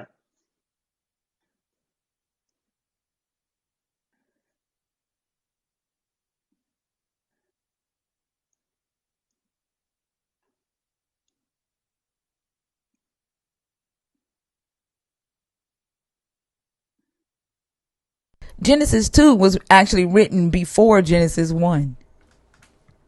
Genesis 2 was written after the the north was already a prominent kingdom No, much later. oh, okay. Now I'm processing what you're saying, and I'm just thinking about what you're saying. I don't want to respond if I, you know what I'm I saying? Like didn't I don't. ask you to respond. I No, didn't okay, ask you a question just now. okay, my fault. All What? right. Like, are y'all okay? Like, do y'all listen when I people think you talk? just got to stay out the comments. Yeah, yeah. I think you just got to stay out the comments and focus on what she's talking about. Like, whenever you're ready to go back to the comments, just let me know. Like, if I hear they're you. more interesting, I can drop you down and bring somebody else up. No, I hear you. But I'm picking up what you're saying. I'm just sitting with it and thinking about it. That's all. Because I'm still thinking. There are a lot of things that I'm thinking about even within the faith because I'm exploring it on my own, and I'm not primarily getting it from other people because I know that it's been used in a negative way. So I'm going about it in my own direction, if that makes sense. But like, you came to talk about why it is patriarchal, why I think it's patriarchal BS, right? And what we're stuck on is this idea that your God chose man for humanity to come out of, right? And I asked, why do you think the narrator said that? And he said, because your God is all knowing, he's all powerful, he can do whatever he wants, right? And so my next question would be, if men are that damn important to this God, that humanity has to come from man just that one motherfucking time, why didn't the God just put the womb in the man when he put him to I sleep? I I can't answer that. I don't know. I don't know. I can't answer that. I mean, if humanity has to come from man, why in the hell would your God then switch it to where women are needed? I don't know. I can't It's tell because you it's that. the I don't know why he patriarchy. did it. Because it's patriarchal bullshit. It's patriarchal bullshit. No human being comes from a man. Men could not allow women to be the one that life comes from because the patriarchy subjugates women. I don't I don't know. That's it's difficult because on one hand I hear exactly what you're saying with it being patriarchal BS, right? But then on the other hand, when Jesus is brought into the world, he's brought through Virgin Mary, right? And that doesn't involve man to begin with. It only It involves the woman. And involves your that's God as the man. Your God is the man. He is the supreme man in that. And then what was birthed was a man. Without semen, a female is birthed. That is parthenogenesis. Oh, okay. hold on. Don't ever cut me off. Like, please don't do that. I'm just The okay. the without the XY chromosome, XX chromosome, it creates female. That is parthenogenesis. What Parthenogenesis. did I say? Parthneo. What? Parthenogenesis. Partheno. Parthenogenesis. Partheno. What am I saying? Parthenogenesis. What am I saying? There it is. There it is. You got Parthenogenesis. it. Yeah. That is XX only creates female. Oh, Selena, you're not on mute, Selena. Parthenogenesis. It only creates female. Jesus shouldn't have been a male without semen. Your God is the man in that. Your Holy Spirit is male in that. That, like, literally in your pantheon of God, there is no feminine. Your pantheon is all dicks. Your God solidified his covenant with Abraham by using the phallus, by requiring him to circumcise himself, to circumcise his sons, and to circumcise every male slave in his household. To seal deals, they shook each other's nutsacks.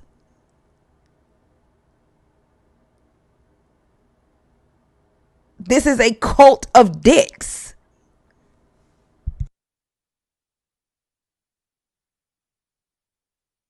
All right.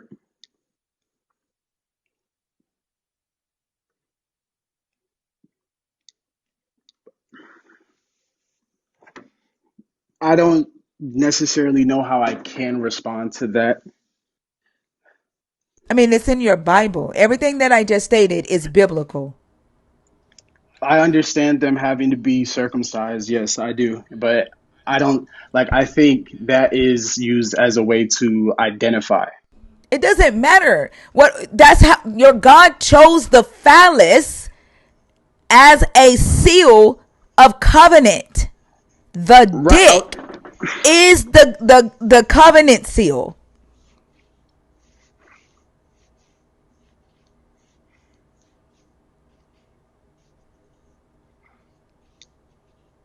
Women didn't have to be circumcised. Women didn't have to be initiated into Israelite cult. Only boys at 8 days old had to be circumcised. Your Right. God was going to kill Moses because he had not circumcised his 42-year-old son Jethro.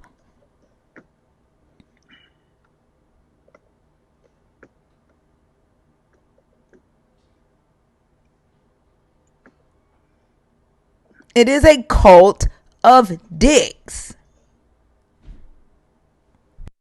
Your God is jealous of the Queen of Heaven in this story. Like, he wants her worship stomped out. In antiquity, the original worship was mother goddess worship.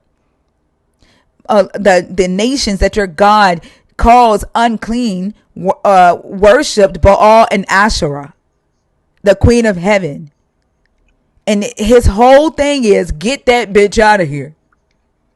I've never heard of that, so I'm gonna have to do research on that Like, and do you read? explore that. Have you read I, the Bible? I've never heard that. I haven't. I don't have 10 to 20 years of Bible experience. I'm sorry, I don't. I just started reading the Bible maybe a few years ago, and that's not enough. So there's a lot that I'm learning, and there's a lot that I'm taking in, and I'm trying to be open to a lot of different areas so I can learn. I'm sorry that I don't know the whole entire thing thinking through. But I've never heard anything like Ashira, so I'm not gonna discredit what you're I saying. I don't know how. when he's talking about idol worship, right? And Exodus and Deuteronomy and Kings and all of this. Like, have you ever read the scriptures where he's talking about the idol worship and who they're worshiping? Like Jezebel. Have you ever read the story of Jezebel? Yes, I've heard the story of Jezebel. I haven't read it enough to recall everything off the top of my head. Hold on. Let me see. I'm gonna read a few of them to you, because like it's I haven't gotten there. okay. Yeah. So I hear you saying you haven't gotten there. That's why I said I'm about to read them, a few of them to you. Y'all don't listen. Exodus 34:13. Rather you shall tear down their altars and smash their pillars and cut down their Asherah poles.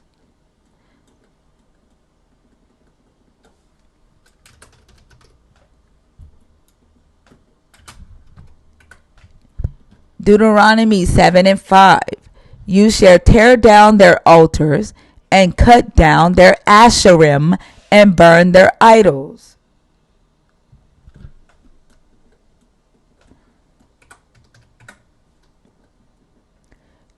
Deuteronomy 12:3. Break down their altars, smash their pillars, burn their sacred Asherah poles with fire, and cut down the idols of their gods, and thus blot out their name from their places. Like your God was obsessed with Asherah being stomped out. Like I could go on and on. There's even a verse in Jeremiah. Give me just a second, where the women of Judah is telling Jeremiah that they would rather be under the Queen of Heaven, because the Queen of Heaven, things were good. There was no killing. They could eat. It was peace. There was no war.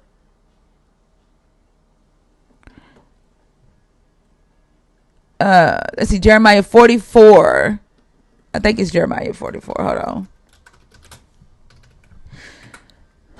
Let me see.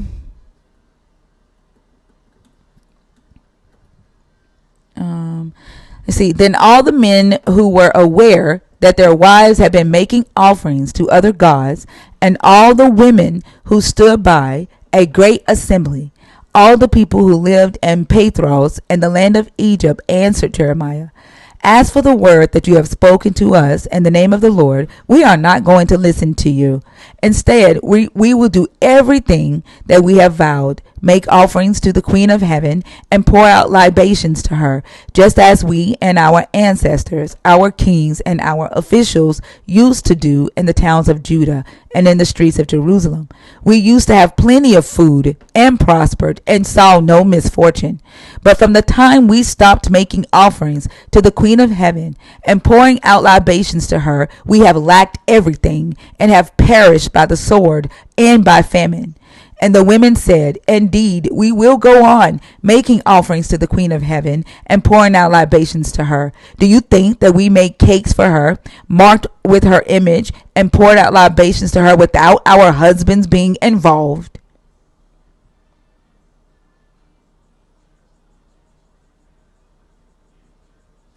In antiquity, it was originally mother goddess worship. It was a matriarchal society where there was no hierarchy. Everybody worked as a community. And whatever you were skilled at, you did. It didn't fucking matter about your gender.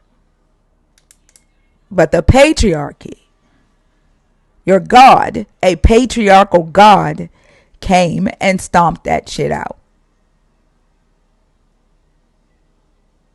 Could you repeat what book that was in, please? Jeremiah 44.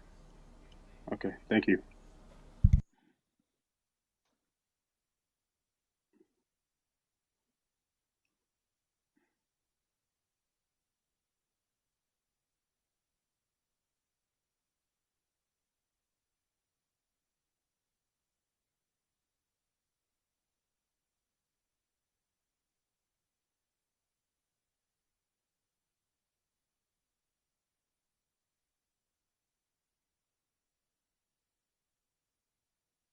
Like, it's interesting to me. Like, you don't think Christianity is patriarchal at all. It's it's not that I don't think it's patriarchal at all. I think that there are I think that there are a lot of things in the Bible that tell men how to conduct themselves in a way that is not patriarchal, and it also doesn't oppress women. I think that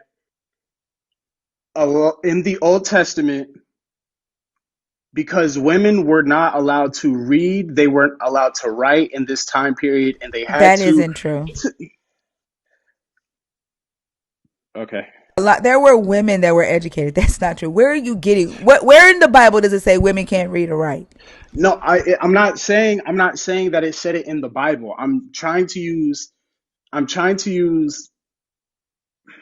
You're I'm going. trying to What? What? I'm What? taking myself out of I'm trying to take But myself out of the now. I'm trying to hold take on, myself hold on. out of the But time period you're where making a claim, right? You said in the Bible, and now you're saying I'm not saying it's in the Bible. So if you're not I didn't saying I in the didn't say that Bible, was in the Bible though. I didn't say in the what did you Bible. say? I didn't say I said that I believe that there are things in the Bible that guide men in outside of the direction to not be patriarchal. I You think that there are said things in there. I what I did you think say that about there are women not being able to read and write? What did you say? because of the location and where it is in the Middle East and how I know the Middle East is today and how they're so strict on women not being able to do several things. That doesn't I'm mean that that also was going on in antiquity. We're talking about antiquity. Why would you bring in the patriarchal ideals of today if we're talking about in antiquity? I asked you if Christianity is patriarchal, and you said the Bible teaches men not to be patriarchal. You also said that women are not oppressed in the Bible, and that's not true. I didn't say women weren't oppressed in the Bible. I never said that. Okay, hold on.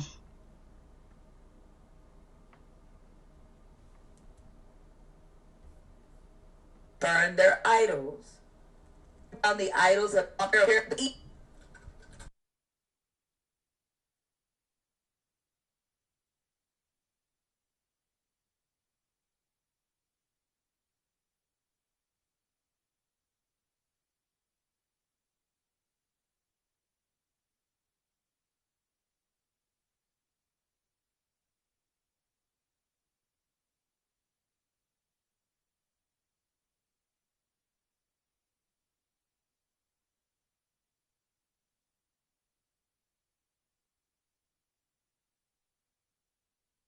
Y'all have done great with Tell the men how to conduct 304K themselves in a likes. way that is not patriarchal and how to conduct that are.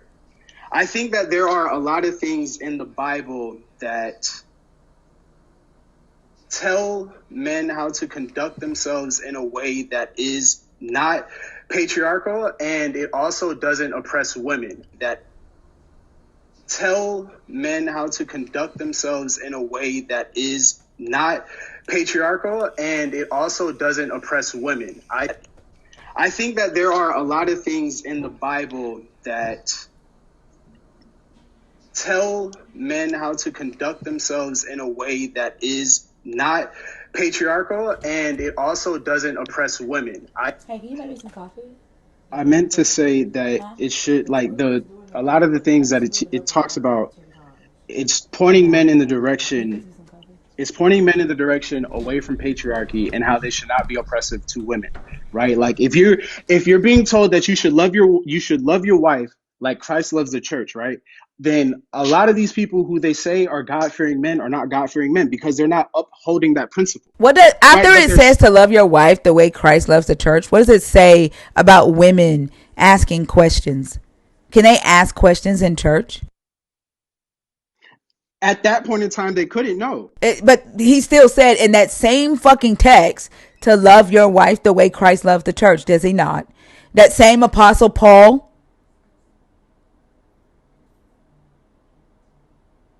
Is that is that in Corinthians? It's in the New Testament. I don't know what book it's in, but the same writer, Paul says, love your wife the way Christ loved the church. Don't let women ask questions in church. If they have questions, they need to ask their husbands at home. Can women teach or preach in the church according to Paul? According to Paul, no. But According to the isn't Father, Paul the yes. same person who said, love your wife the way Christ loved the church? Yes. Does Paul say men See, are why the you gonna take head? Paul words for one and not for the other? I'm minding my business though. Does Paul say men are the head of the woman? Hmm? Does Paul say men are the head of the woman?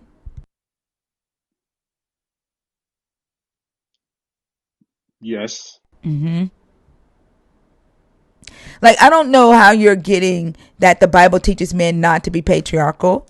Do you know the story of Job? Yes.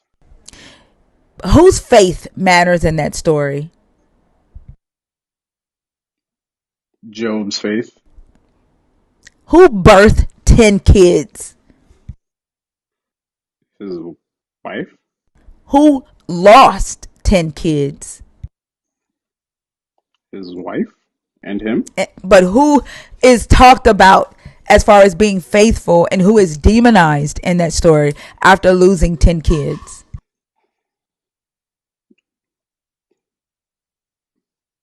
His wife. I need you to answer that in a complete sentence because I asked you two Job, different then things. his wife. Job, then his wife. Job, then his wife, what?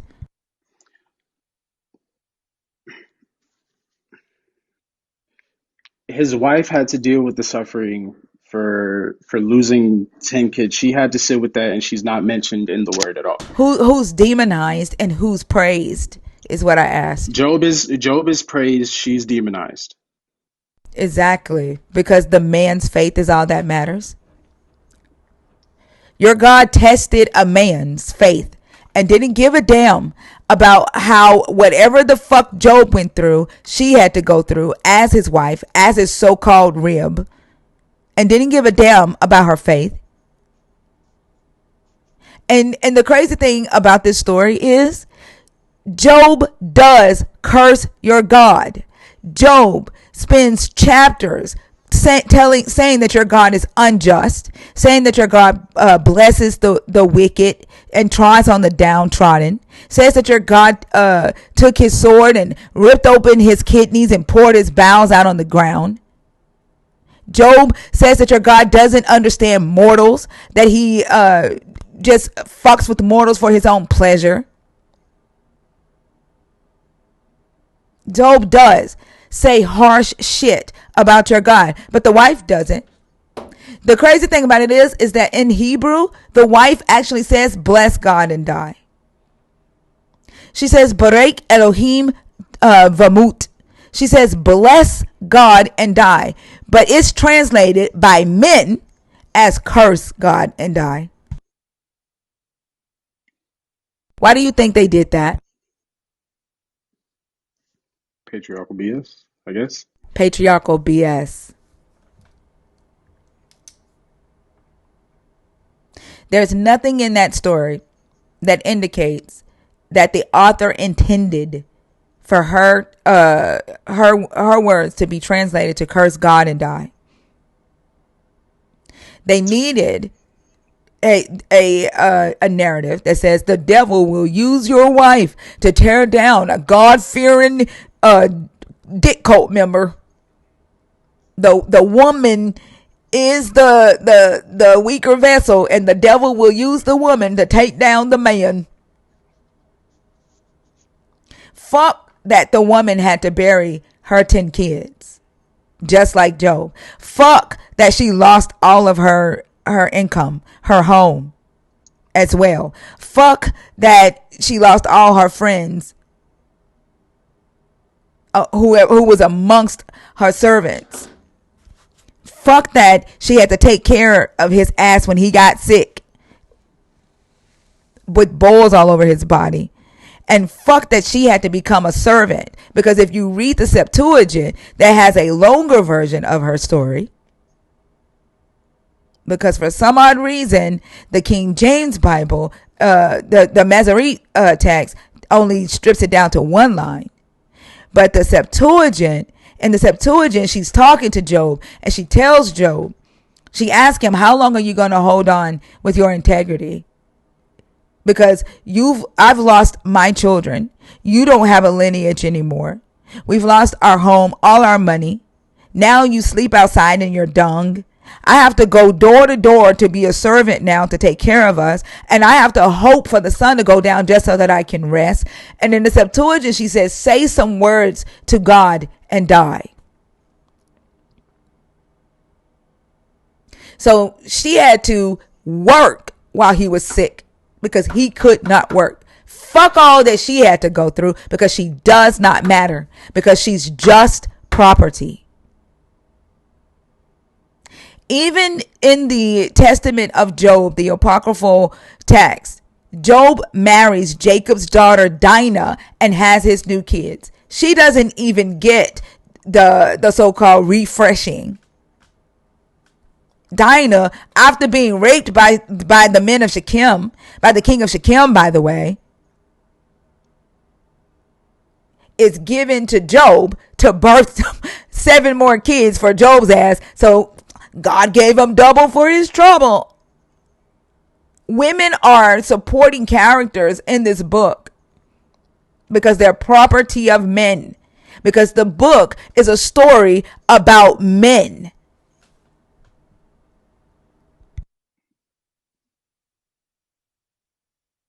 I hear that.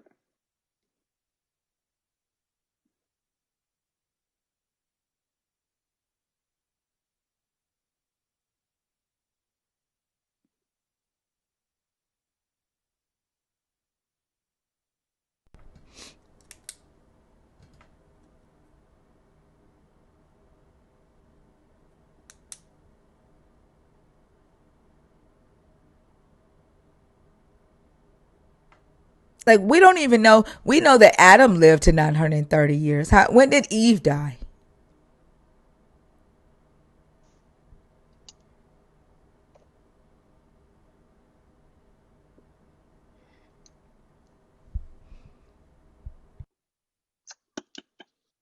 What happened to Mary after Jesus died?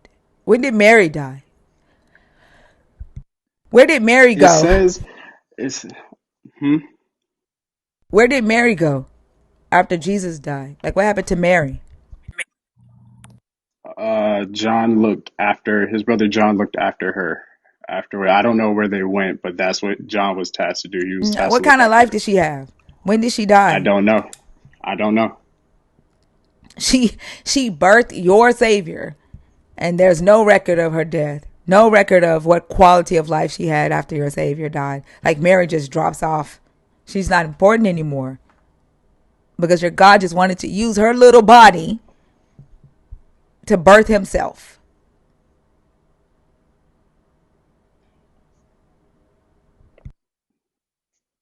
Good morning, Fee. Good morning, y'all. Good Martin. Hold on, I'll be back. The toilet is overflowing. Can one of y'all take over?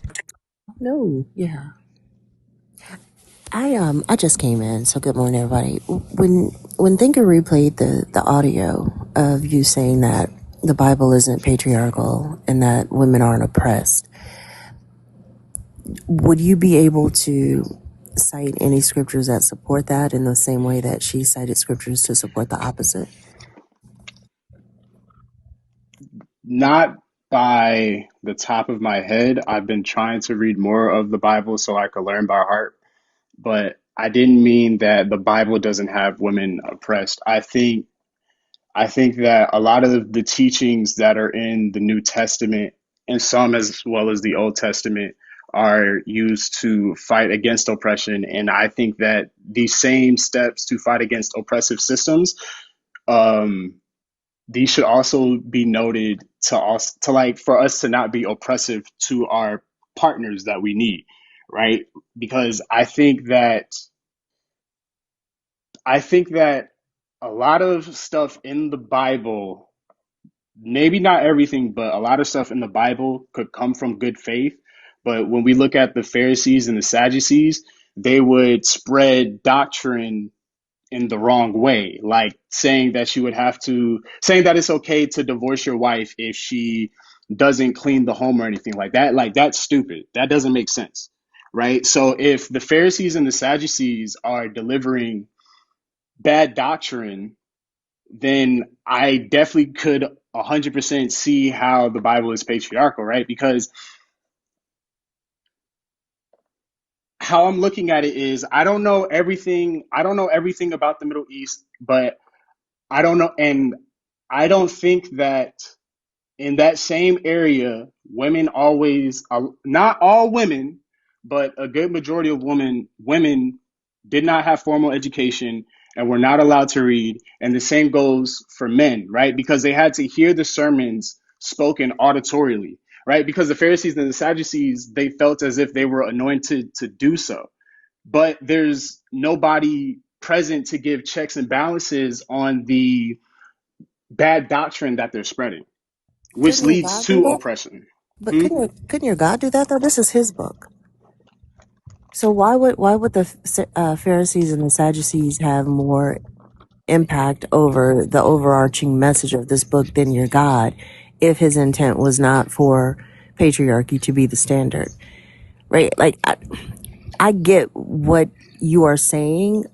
I just think that it's being looked at through a very skewed lens. I mean, it's like, well, when you ask, like, why couldn't God do anything about it to prevent it from being an oppressive system, right? But that's why he sent Jesus there, right? Because he's there to not only free them from sin, but to point them in the direction to fight against oppression, not But liberation, but oppression. but Jesus didn't do that though, right? Like here's what I hear you saying. And this is probably why you were so confident earlier in that recording to say that the Bible isn't patriarchal. Because what most believers aren't realizing that they're doing is that they are reading their preferences into this book.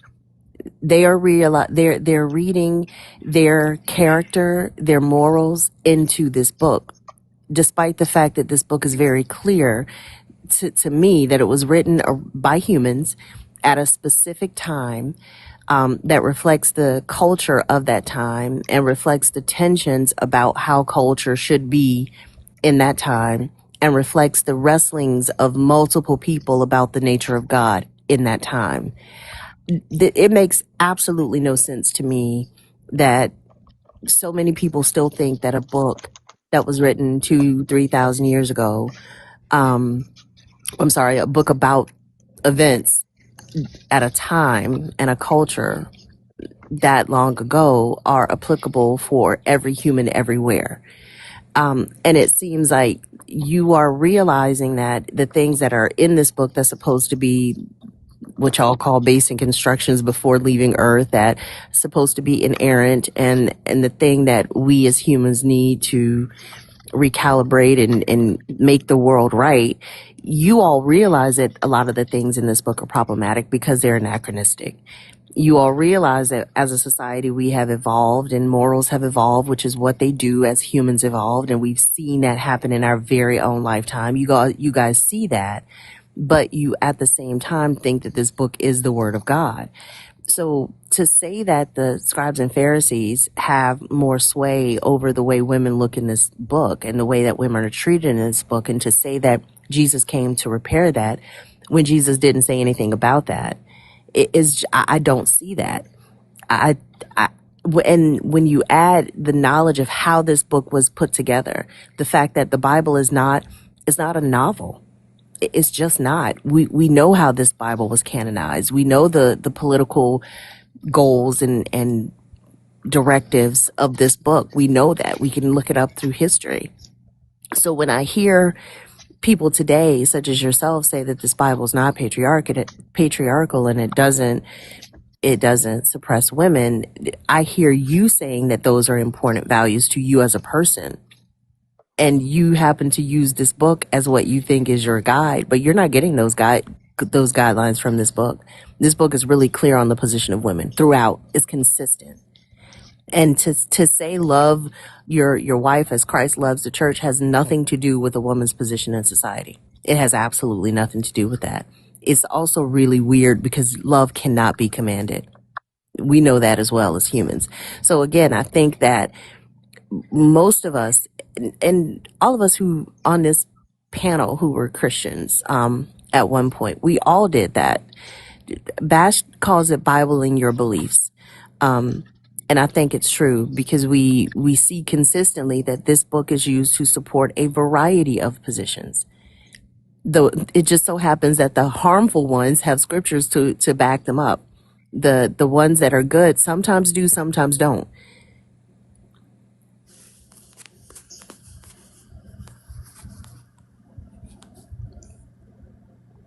Okay, I hear what you're saying. Thanks for saying that.